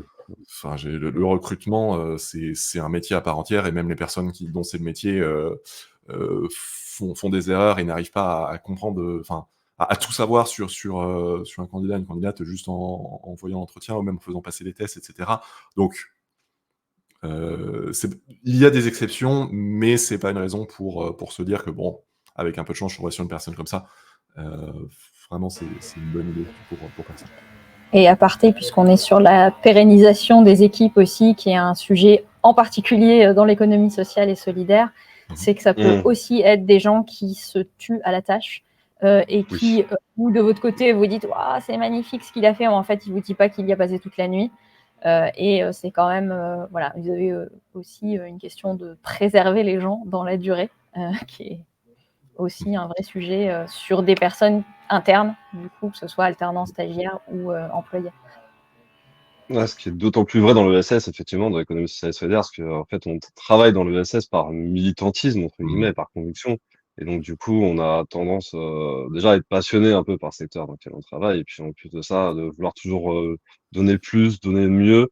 Et on a aussi cette envie, en fait, de vouloir changer un peu la norme et de faire en sorte que les entreprises de l'économie sociale et solidaire soient les entreprises majoritaires de demain.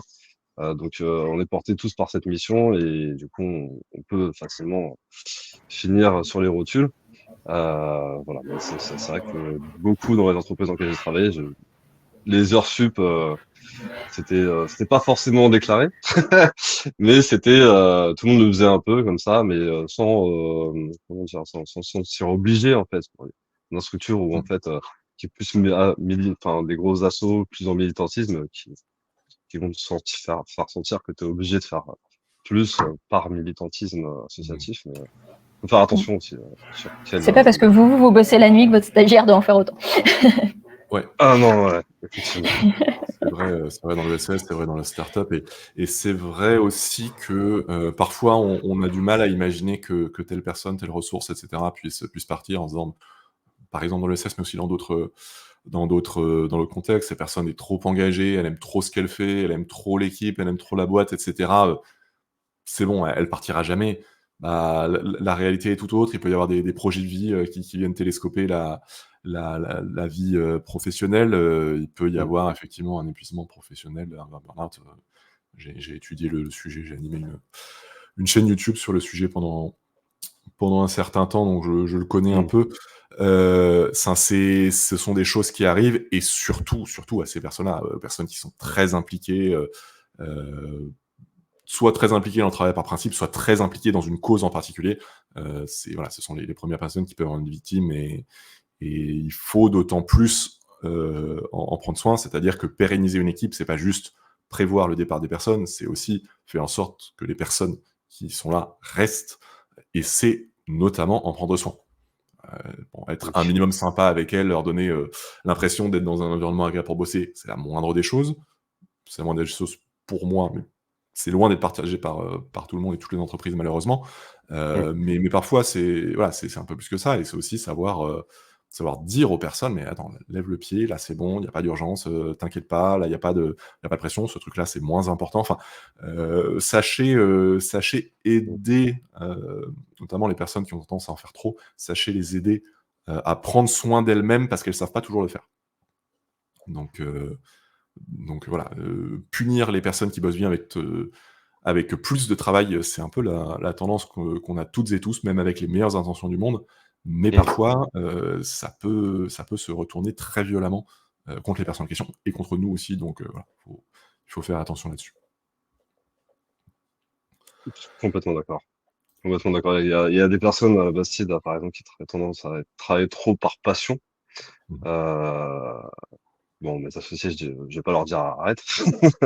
Mais en tout cas, les salariés ou les freelances, c'est vrai que moi j'ai tendance à leur dire attention, vas-y, arrête de bosser. Enfin, là, je te vois, t'es épuisé.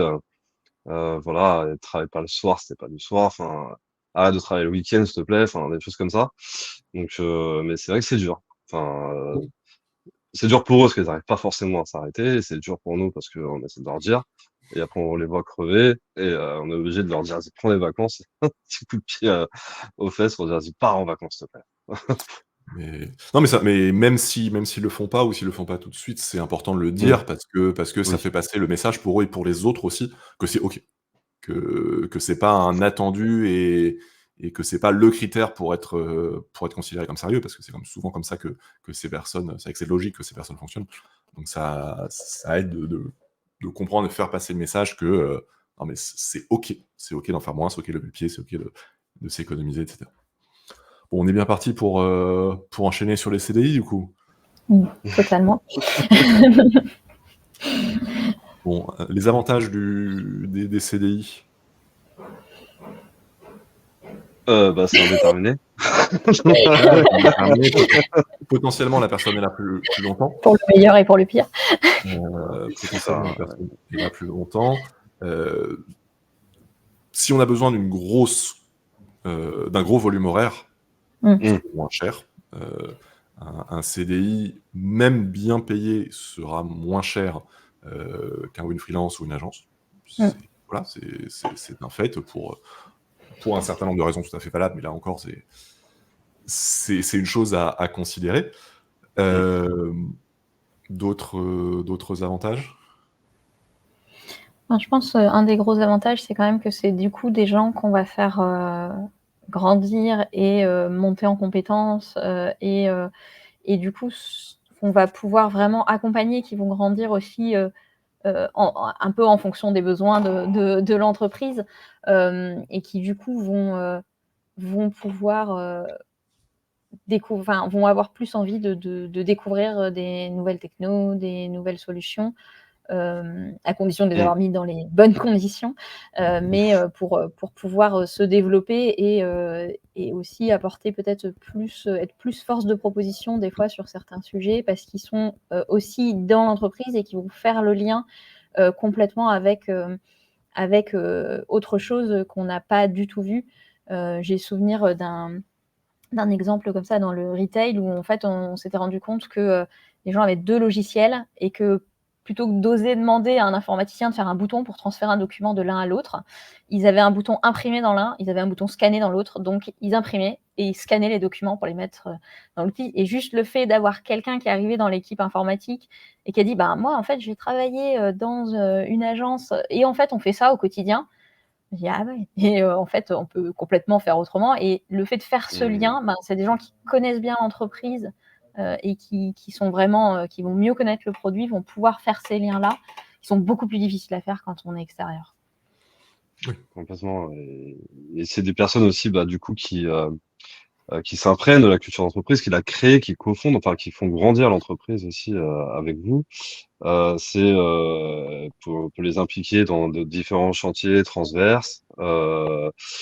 Voilà, parce qu'une personne, par exemple, si c'est un développeur ou une développeuse Bubble, elle va pas faire que du Bubble à 100% toute sa vie dans l'entreprise.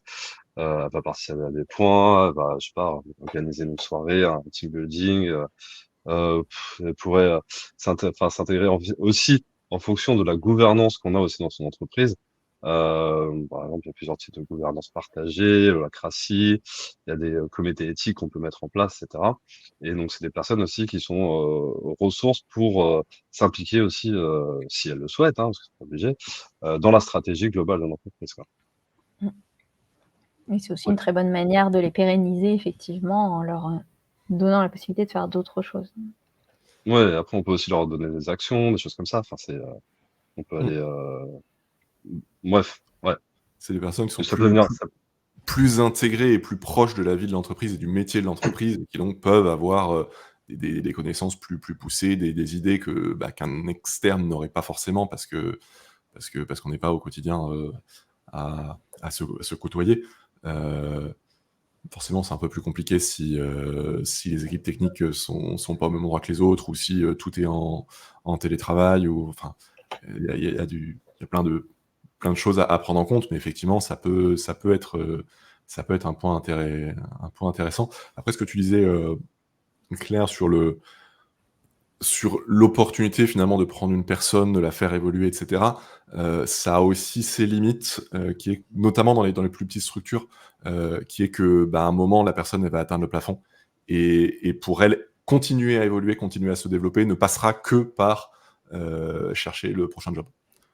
Et c'est vrai que quand on recrute une personne pour développer et que structurellement ou du moins dans les plans, l'idée c'est que cette personne reste toute seule à développer ça un peu indéfiniment, bah, il y a peu de chances que la personne reste très très Mm. très longtemps.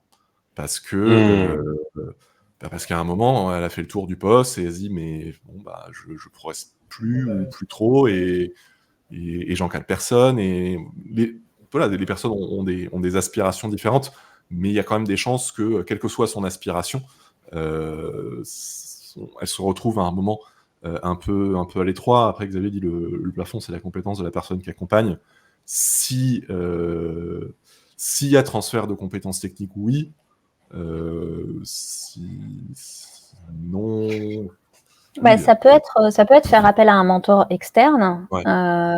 pour que justement elle soit accompagnée par quelqu'un qui ait plus d'expérience et qui l'aide à monter en compétence. Après, c'est sûr qu'elle va être limitée par le produit, mais en général, quand on recrute quelqu'un en interne pour développer un produit, c'est qu'on a l'intention, enfin, c'est pas juste maintenir son site internet, sauf dans des grandes structures, mais sinon, c'est continuer à développer le produit, à rajouter des fonctionnalités, à aller plus loin.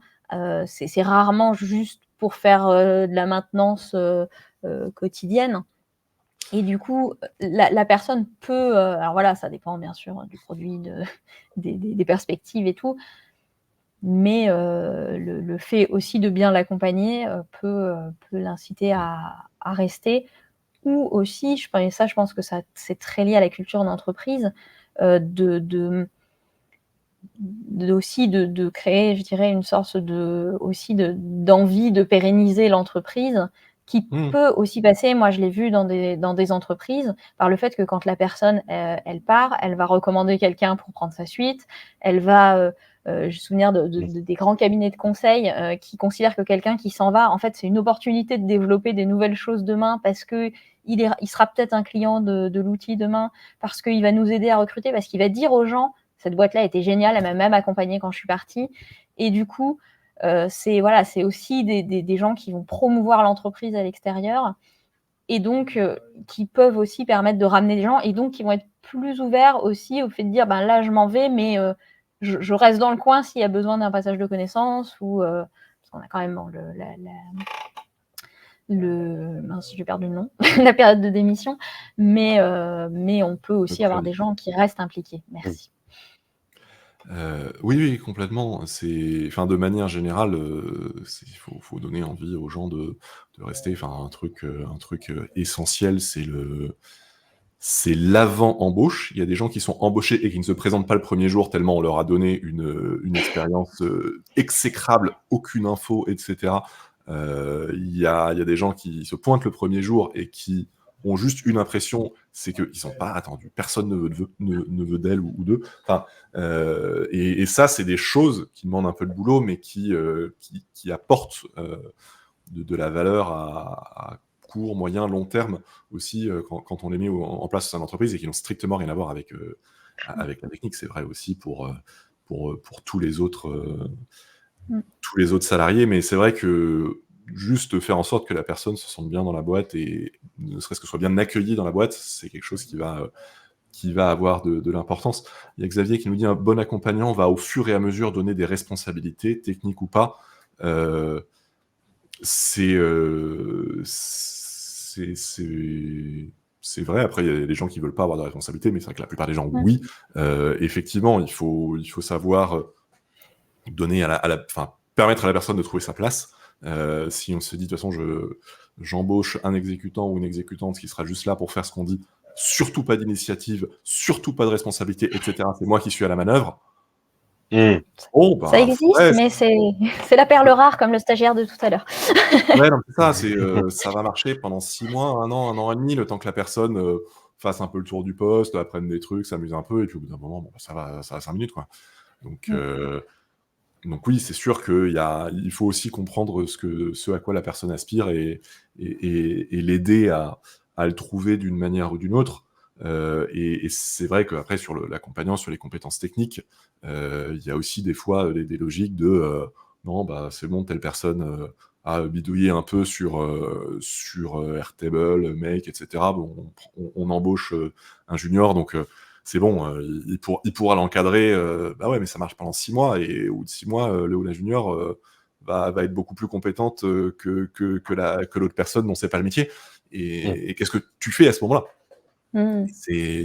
Donc voilà, il y a des vraies questions de long terme, là encore, sur c'est un poil moins essentiel que dans les stages ou l'alternance, où là, c'est vraiment un incontournable, mais ça reste quelque chose d'important, surtout sur le long terme, d'avoir cette logique d'accompagnement, d'encadrement, de montée en compétences et en responsabilité, De développement de talent, formation aussi.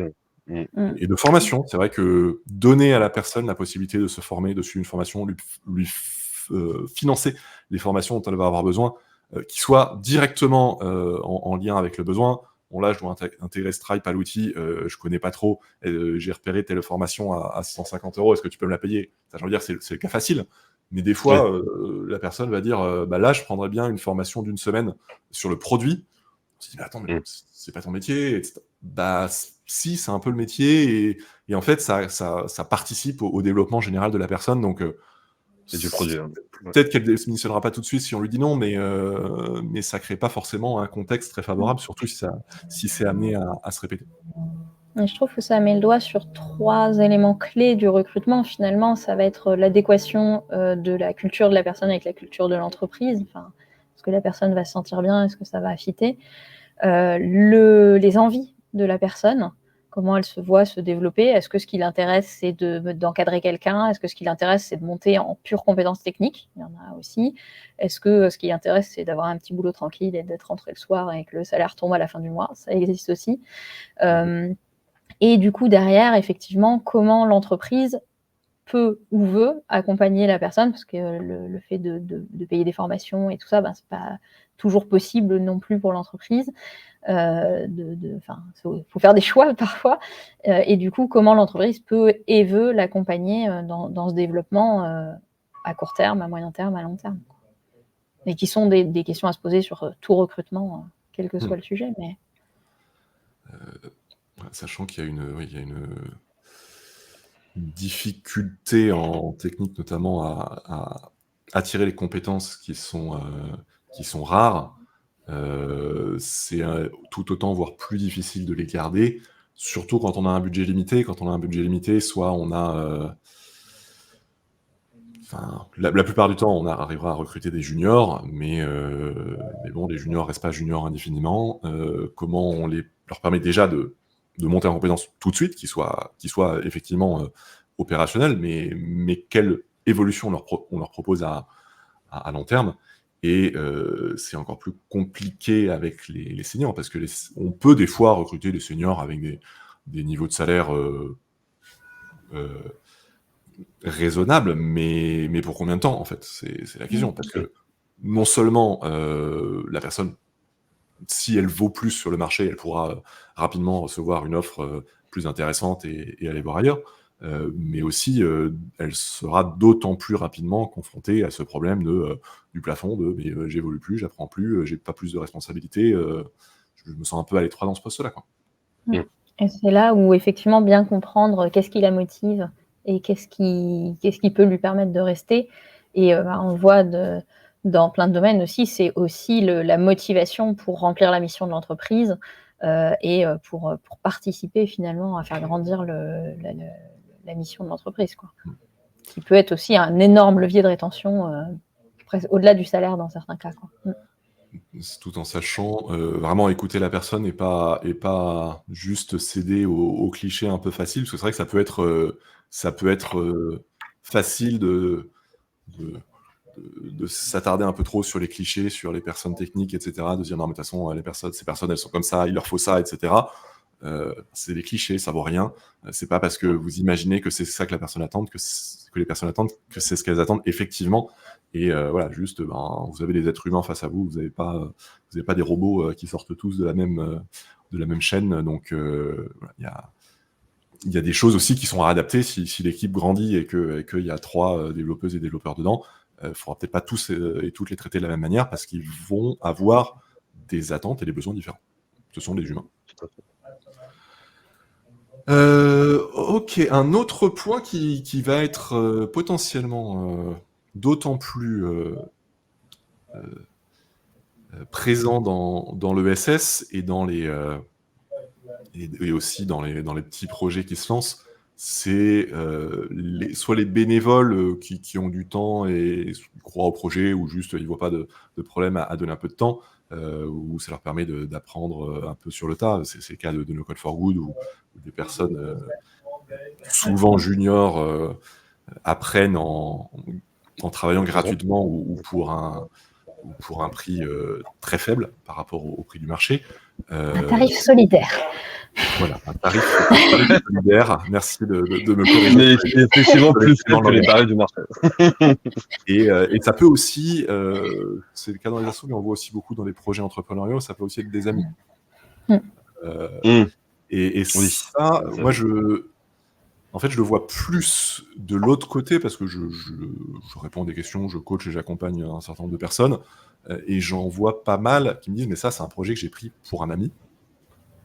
Et qui se retrouvent un peu coincés dans ce truc de, bah, d'un autre côté, j'ai pas envie de faire n'importe quoi, mais d'un autre côté, bah, je peux pas y passer trop de temps et puis je vais pas passer ma vie là-dessus non plus, c'est pas mon job, et voilà, donc ça peut être à très court terme des bonnes opportunités, mais qui sont à prendre pour ce qu'elles sont, qui sont des contributions ponctuelles et limitées. On ne développe pas une appli complète, en se basant sur des bénévoles, ou du moins c'est compliqué. Claire, on en sait quelque chose, on a développé ensemble une application pour No Code France.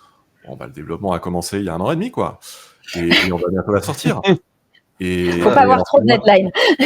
Et on en fait moins que ce qu'on imaginait faire. Voilà, c'est à partir du moment où on connaît ces règles du jeu et on se dit, bah ouais, l'application, elle prendra le temps qu'elle prendra et elle sortira quand elle sortira ou pas, ça va, mais faut pas prendre ces ressources-là comme étant des acquis, et des gens qui nous doivent des choses. C'est quand même un peu le contraire. Xavier est un menteur éhonté, hein. Il dit Claire est très lente. Au contraire, c'est pas grave, je le vis bien. On est dessus. Claire, elle est arrivée il y a 3 mois, elle nous a tout fini. Donc tu peux pas dire c'est hyper pérenne quand même, d'avoir réussi à maintenir une équipe pendant 1 an et demi. Moi, je trouve ça très pérenne. Et voilà, on peut lui dire un grand merci là-dessus. Elle nous a vraiment sauvé là-dessus. Mais voilà, c'est en fait des cas comme ça, il y en a plein. Et les gens changent, mais en fait les situations sont un peu les mêmes. C'est qu'on commence un truc et c'est fini, et il faut le faire évoluer, ou alors c'est pas totalement fini, il faut le finir. Et comment on fait ça? Donc ça, c'est, j'ai envie de dire, l'inconvénient est porté en fait par la modalité elle-même, quoi. C'est gratuit, donc tu peux pas t'attendre à ce que la personne soit prête à répondre systématiquement et indéfiniment. Mais c'est gratuit, c'est cool. Ben moi, j'ai eu une très très belle expérience de pérennisation du coup d'une mission à tarif solidaire de No Code for Good. Donc, je peux peut-être en parler. Donc, quand je me suis lancée en freelance, la première chose que j'ai fait, c'était de s'inscrire sur No Code for Good.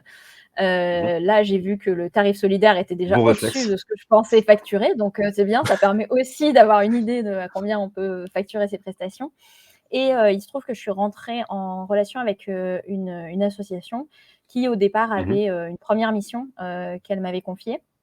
Et en réalité, ils avaient besoin de quelqu'un dans la durée. Du coup, bah, en fait, on a dit, bah, c'est bien, cette première mission nous permet de tester notre collaboration, de voir comment ça se passe, de voir ce que je peux vous apporter. Finalement, bah, on continue à travailler ensemble. Ça fait un peu plus de 6 mois que ça dure maintenant. C'est une mission pérenne dans la durée. Et je trouve que c'était finalement une très très bonne manière aussi de commencer, de voir, de tester, parce que là, on a parlé de comment s'assurer que la personne puisse être compétente. Ça peut être aussi de dire, pour l'instant, on fait un premier contrat, un premier projet, et c'est valable autant dans les freelances, ça peut être avec une agence, ça peut être aussi dans le cadre d'associations ou de choses comme ça. Et ça permet vraiment de se tester, de voir si la personne aussi a envie de travailler pour vous. Et je trouve que c'était vraiment une belle histoire de pérennisation à partir au départ, un accompagnement qui était à tarif solidaire. Ouais, ça Ça, arrive souvent sur No Code for Good, en fait, les gens qui font du bénévolat ou du tarif solidaire au début, après, euh, c'est souvent de par l'initiative, en plus de de l'association, qui disent, ouais, bon, bah, maintenant on a besoin de plus, donc on est prêt à payer un tarif normal, quoi. Donc, parce Mm. qu'ils se rendent compte justement de la chance qu'ils ont pu avoir.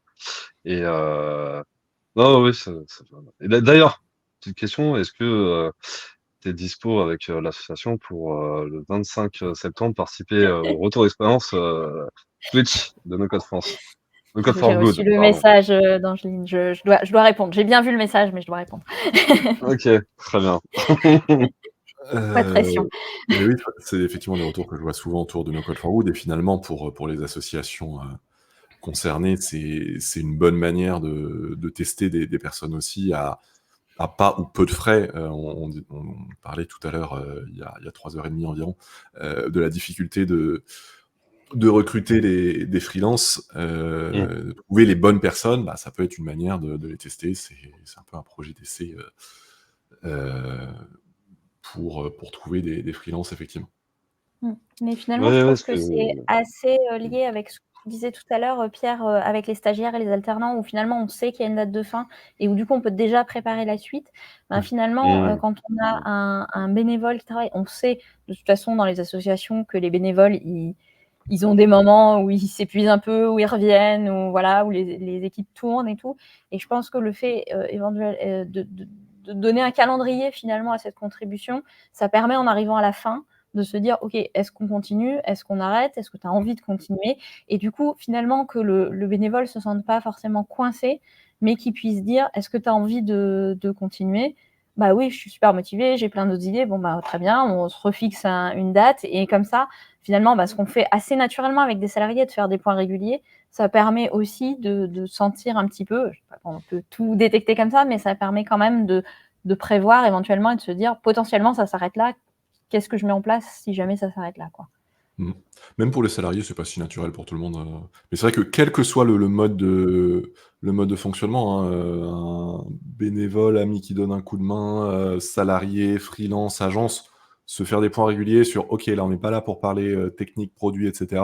On est juste là pour parler de notre relation. Euh, Mm. Comment ça se passe? Comment tu sens le truc? Qu'est-ce qu'on pourrait améliorer d'un côté, de l'autre?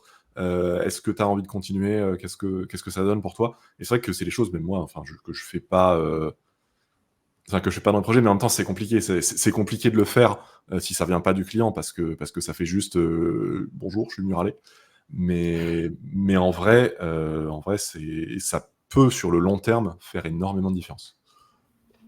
Et de la même manière, bah, ça fait pour rebondir sur ce que vous avez dit, c'est que c'est vrai qu'en CDI, en CDD, on a au contrat stagiaire ou au contrat alternance, il y a toujours une période d'essai.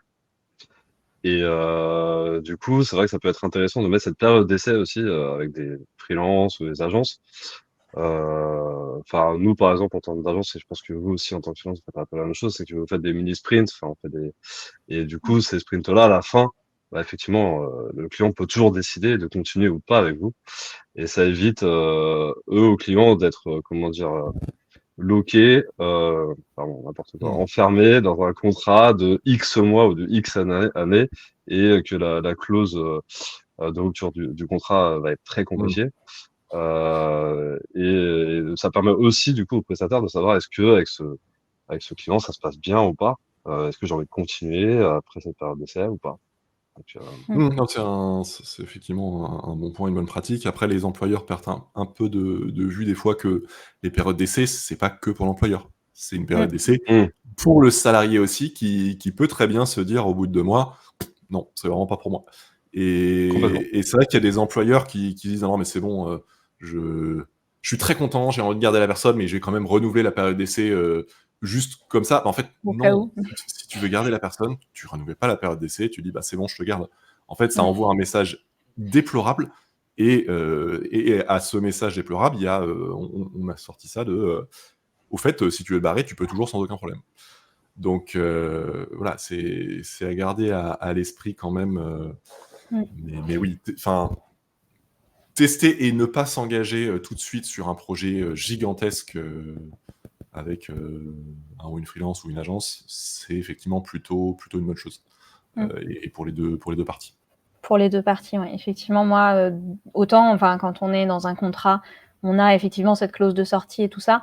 Moi, j'accompagne aussi, des associations et des entreprises en pro bono, en bénévolat et je leur dis: voilà, moi, je vous dirai si à un moment je peux plus, j'ai plus la bande passante, j'ai trop d'autres choses, finalement le projet m'intéresse plus ou quoi, je vous préviens, tout sera documenté, vous pourrez je ferai une transition avec quelqu'un, mais par contre, je vous le dirai clairement à ce moment-là et comme ça permet aussi de poser les choses directement avec la personne en face. Elle sait que si à un moment vous pouvez plus, vous lui direz. Et ça vous libère aussi vous. Et je pense que c'est important aussi pour les freelances qui se lancent, qui veulent faire comme ça des petites missions pour démarrer. Ça permet aussi de se donner la liberté de se dire, je l'ai prévenu. Et donc, si j'ai besoin à un moment d'arrêter parce que je le sens plus, je peux le faire. Et je trouve que c'est aussi important de se laisser cette liberté en tant que bénévole, en tant que salarié, en tant que... Et pour Complètement d'accord. ce qu'on disait, tout à l'heure sur le fait de pas, de faire des missions d'essai et de pas partir trop gros est d'autant plus important pour les juniors, qui se lancent en freelance, qui peuvent avoir tendance à sous-vendre des trucs gigantesques et se retrouver bloqués pendant des mois ou des années, sur un projet qui leur, en fait, leur a quasiment rien rapporté et en fait, ils tuent dès le début leur activité à cause de ce truc dont ils n'arrivent pas à se dépêtrer. Et enfin, un point sur on parlait de la loi finalement qui encadre les relations entre employeurs, employés, etc. C'est plus flexible avec des prestataires, freelance ou agence, mais ça veut dire aussi que le cadre doit être donné par le contrat. C'est important de bien travailler les clauses. Après, il ne faut pas non plus être naïf. Aucune clause n'obligera jamais un client à continuer à travailler avec un prestataire qui ne veut plus voir, ou n'obligera jamais un prestataire à continuer à bosser pour un client pour qui il n'a plus envie de bosser. C'est-à-dire que même si sur le contrat c'est marqué, d'accord, mais comment tu fais comment tu valides ça si le client arrête de te répondre et de toute façon passe à autre chose, si le prestataire n'y met de la mauvaise volonté, met du temps à répondre et fait vraiment le strict minimum en mettant 2 mois à faire la moindre modif, c'est intenable de toute façon. Donc, d'où l'importance de faire le bon casting. Le bon contrat ne rattrapera de toute façon pas tout. Loin de là. Et la dernière population qui nous avait été soumise par Claire, ce sont les associés tech, parce que y a un autre type de relation dont on n'a pas parlé, c'est s'associer, monter le projet ensemble ou intégrer une personne à un projet déjà existant qui aurait les compétences techniques. Dis-nous tout, Claire. Alors moi, c'est quelque chose que je vois assez souvent dans des startups qui se montent notamment.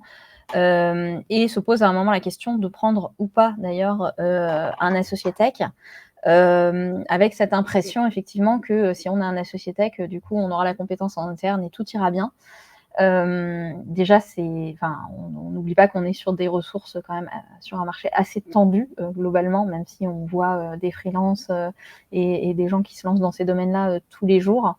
C'est quand même un marché assez tendu. Et encore plus pour trouver quelqu'un de compétent et de pertinent qui va pas juste vous faire la technique sans s'intéresser au projet. Moi, sur l'association globalement, le parallèle que je fais souvent, c'est qu'une association, c'est un peu comme un mariage. Et d'ailleurs, quand on regarde les sessions de préparation à l'association, ça ressemble un peu aux préparations au mariage, clairement. On se pose toutes les questions sur comment tu vois notre avenir, comment on fera avec nos salariés, comment on fera si on n'est pas d'accord, comment on s'organisera et comment on se sépare si jamais ça marche pas. Et du coup, c'est quand même un énorme travail. C'est un énorme travail de trouver quelqu'un, parce que c'est pas juste je cherche un associé tech, venez. Ça marche pas comme ça. C'est un énorme travail aussi de préparer l'association. Et pareil, dans les associations, se tester, commencer avec une période d'essai, quoi, clairement, avant de faire les statuts, pour voir si ça fonctionne. Je pense que c'est indispensable, quoi. On n'en a pas forcément toujours conscience de cette réalité-là. C'est pas une réalité qui est toujours très visible. Par exemple, le canal recherche cofondateur NoCode est pas très très actif sur le cercle NoCode France, mais c'est une réalité qui existe. Moi, j'ai été au début de ma carrière longtemps très dans le milieu Startup Nation, etc. Je vous raconte pas le nombre d'étudiants ou jeunes diplômés en école de commerce qui ont l'idée du siècle et qui cherchent juste le cofondateur technique qui saura développer ça, avec souvent un peu la croyance que non mais c'est bon, c'est un geek, je peux le payer en pizza et 3% du capital et il sera content. Et de préférence, il n'aura pas d'avis sur le produit. Et voilà. Non, mais c'est ça. Et une association, c'est une association. Intégrer juste une personne qui sera là pour la technique et qui n'a pas son mot à dire sur le projet, sur quoi que ce soit. En général, ça finit mal. C'est pas très pérenne. Peut-être que ça permettra d'avoir une V1, mais vraisemblablement, ça pètera avant. Après, Xavier nous dit c'est bon les pizzas, on est bien d'accord. On peut être dev et aimer les pizzas, mais pour autant, je n'accepte pas les paiements en pizza. Voilà, c'est un peu la ligne que je trace. Mais non, c'est vrai que c'est des croyances qui ont un peu la peau dure. Après, c'est l'avantage du no-code, c'est que les personnes comme ça, qui n'ont pas les compétences techniques, peuvent plus facilement les acquérir et commencer à développer elles-mêmes leurs produits avant plus tard de se dire, bon, maintenant, je vais passer à l'étape supérieure et je vais prendre quelqu'un pour gérer la technique, parce que c'est pas viable de s'en occuper tout seul tout le temps. Mais c'est vrai que ce mythe de rechercher l'associé qui va développer ça, enfin, ça fait 10 ans, plus de 10 ans maintenant que je bosse et j'ai rencontré beaucoup de monde. Je peux vous dire que les devs que j'ai cherché, que j'ai croisés, qui disaient moi je cherche un projet là, qui m'intéresse, ou sur lequel je pourrais m'associer, je peux les compter probablement sur les doigts d'une main. Ça existe, mais ça dure pas longtemps. Les personnes qui cherchent des devs pour s'associer, pour développer leur projet, en revanche, ça se compte en dizaines, si ce n'est en centaines. Et là-dessus, je voudrais casser une croyance, parce que souvent, la croyance derrière ça, c'est que ça va être une ressource gratuite. S'associer à quelqu'un, ce n'est pas gratuit, parce que c'est quelqu'un qui va prendre des parts de votre entreprise, c'est quelqu'un avec qui vous allez être lié quand même dans la durée, et en général, c'est une durée qui est un peu plus longue qu'un CDI. Et du coup, non, c'est pas gratuit, c'est pas une ressource gratuite, c'est pas un bénévole. Parce que souvent, c'est ce mythe-là de dire je vais trouver un tech, il va bosser gratuitement pour des pizzas et il sera associé, donc c'est bon, quoi. Des parts ou un droit de regard ou un droit de veto ou enfin quelque chose qui n'est pas neutre. Après, de toute façon, une boîte qui a l'état d'idée sans les compétences pour la développer, c'est pas grave de donner des parts parce qu'elles ne valent strictement rien. Donc, voilà. Faut peser aussi, faut faire la part des choses. Mais c'est vrai. Ouais. Mais chercher un associé tech, c'est très compliqué. Enfin, quand j'étais cofondateur de Calero, on a cherché pendant 1 an et demi. Au début, il y avait quelqu'un bénévole qui nous avait donné des coups de main, mais qui voulait pas s'associer parce que c'était trop de responsabilité pour lui, donc il faisait ça en tant que bénévolat. On avait testé aussi avec un développeur qui était au chômage entre 2 jobs. Il a voulu tester avec nous, on a travaillé ensemble pendant 1 mois ou 2. Finalement, il a dit bon, bah, moi, j'en vais le salariat, ça m'intéresse plus. Donc, du coup, on s'associe pas. Et puis, à un moment, on a failli trouver quelqu'un. Sauf que, la boîte, elle valait pas grand chose. Et lui, ce qu'il voulait aussi, c'était un salaire. Voilà. Et du coup, c'est moi qui ai dû m'improviser associé tech, mais grâce au no-code. Voilà, grâce à Odal. Et voilà, oui, avoir un associé dans tous les cas, c'est pas gratuit et c'est rare. C'est très rare et il faut venir avec quelque chose, un projet ou un contrat d'associé, quelque chose qui peut faire la différence par rapport à d'autres sollicitations qu'il pourrait avoir. Parce que si la personne elle est dispo, qu'elle est forte, qu'elle est senior, vous n'êtes pas la seule personne à lui proposer, à mon avis, un contrat pour s'associer. C'est ça, parce qu'il faut trouver quelqu'un, et il faut trouver quelqu'un de compétent et d'aligné et de ceci, de cela, c'est loin d'être simple. On a déjà Et période d'essai aussi. Projet d'essai. Période d'essai. Quitte à prévoir un petit budget pour ça de sa poche, mais au moins pour dire écoute, voilà, je prends pas juste gratuitement, enfin je fais miroiter une association juste pour faire bosser gratuitement, mais aussi pour dire ok, est-ce que finalement on arrive à bosser ensemble Alors oui, ça se fait effectivement, de prendre quelqu'un en freelance et ensuite si ça fonctionne, voilà, on s'associera. Et en attendant, toi, tu es en freelance et tu passes Complètement. Oui. cette limite-là. Complètement. Ça, c'est plutôt bien. Enfin, c'est une bonne pratique, je trouve. Tout à fait. Et Xavier nous dit que c'est ce qui s'est passé pour lui, puisqu'il était d'abord prestataire pour une boîte, un SaaS, et puis là maintenant il est à la tête de l'équipe informatique à temps plein sur cette boîte. Ah ouais. Moi, François et Thierry, on a pris du temps pour s'associer. Donc on a fait le tour des différents protagonistes, on va dire, qui peuvent apporter des compétences techniques sur les projets. On a, au fil des échanges, parlé de processus d'organisation. On n'a pas parlé uniquement des personnes.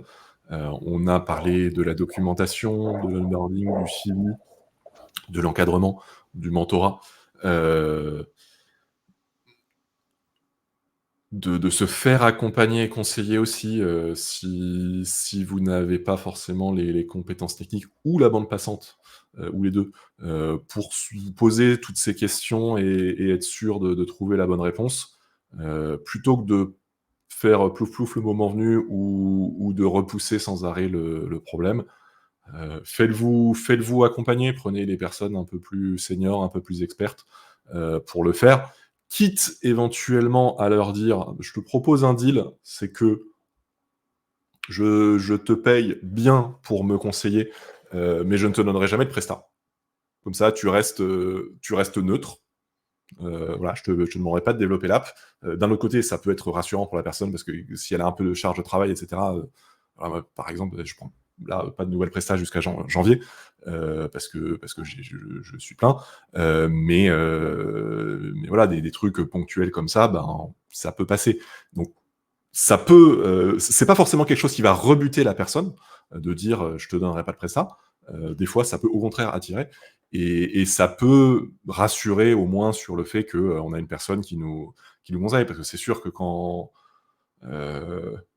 Mais moi, quand les clients, quand un client pour qui je bosse en freelance dit je vais recruter, j'en discute avec lui, et à la fin je dis tu sais, je suis pas sûr que ce soit le bon moment pour toi pour recruter, je me dis je le fais en toute bonne foi et en pensant que c'est dans son intérêt, mais est-ce que vraiment c'est son meilleur intérêt ou est-ce que je suis aussi un peu biaisé par mon intérêt à moi? J'en sais rien en fait. C'est vrai que c'est toujours compliqué. Donc avoir ce recul et cette neutralité, on t'entend pas Alex, ça peut toujours être intéressant. Et du coup, j'en profite pour faire un peu de pub pour le programme de mentorat de No Code France, sur lequel on est en train de travailler avec la guilde professionnalisation. Il faut faire partie de l'association No Code France pour ça. Et du coup, ça vous permet, vous pourrez être mentor ou mentoré. D'ailleurs, on va chercher les deux pour ce... On va pas fixer le calendrier, mais bientôt. Ok. Enfin, je le conseille. C'est vraiment. Enfin, je le conseille dans les deux sens, en tant que mentoré ou en tant que mentor. Ça, c'est intéressant et ça apporte des deux côtés. D'ailleurs, rien ne vous empêche d'être les deux à la fois, de mentorer des personnes un peu plus juniors et d'être mentoré par des personnes un peu plus seniors. Ça va faire du bénévolat? Ok. Mais ça pourrait très bien déboucher. Moi, je sais que j'ai eu des mentors bénévoles qu'après j'ai pris en prestation pour m'accompagner. Ça m'est déjà arrivé. Donc ça peut être une première étape. Comme No Code for Good.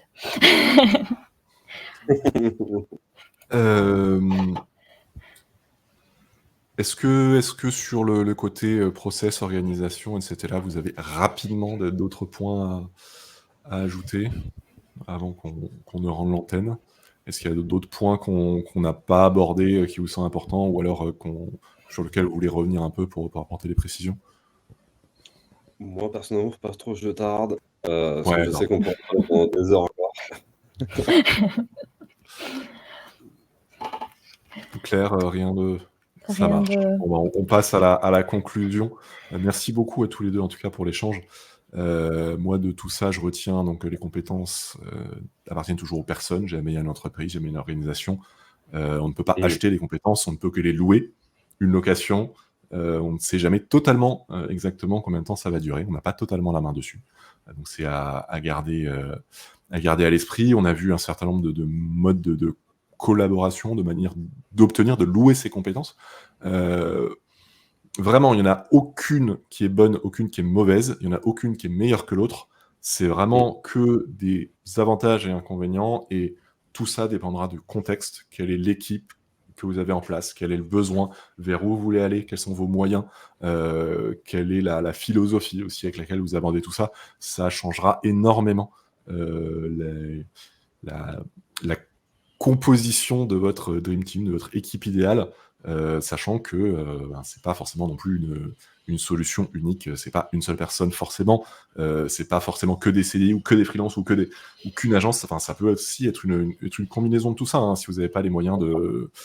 on l'a dit, mais si vous n'avez pas les moyens de vous payer en CDI des personnes seniors, vous pouvez faire ponctuellement appel à des freelances qui viendront renforcer l'équipe ou aider l'équipe à gagner en compétences.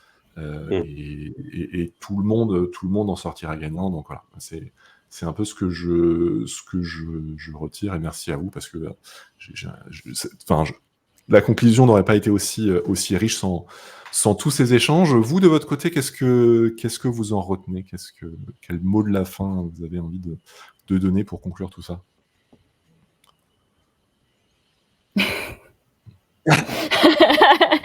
Voilà. Non, je pense qu'on a échangé effectivement sur pas mal de thématiques. Je pense qu'on a donné pas mal de tips pratiques aussi pour, oui, il y a des avantages, il y a des inconvénients. N'oubliez pas qu'aucune solution n'est définitive. Donc, de toute façon, on peut aussi tester différentes solutions. On vous a donné plein de choses pour aussi faire en sorte que ça se passe le mieux possible. Donc voilà, j'ai presque envie de tout réécouter pour me renoter tout ça après. Mais on va faire un compte rendu. Alex? J'aime bien conclure à la fin, parce que du coup, je peux dire que je suis d'accord avec l'ensemble de ce qui a été ce que vous venez de dire, vos conclusions. Et non, il y a un truc aussi je pense qu'il faut garder en tête, c'est que on est des humains, c'est des relations humaines, c'est importante, et voilà, il faut ça, c'est une question de collaboration, peu importe la manière ça prend, que ça soit de la prestation, un contrat de CDI, CDD, etc. Donc voilà, mais c'est une relation, c'est une aventure humaine, avant que ça soit une aventure de langage ou de programmation de no-code. Voilà, donc du coup, il y a autant de réalités et de vérités qui existent de personnes. Voilà.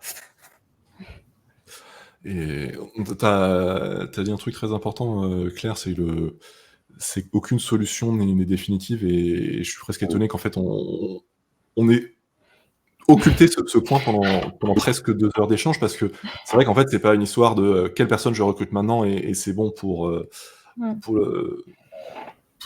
suite. En fait, la question n'est pas est-ce que telle ressource va partir? La question est quand est-ce que telle ressource va partir?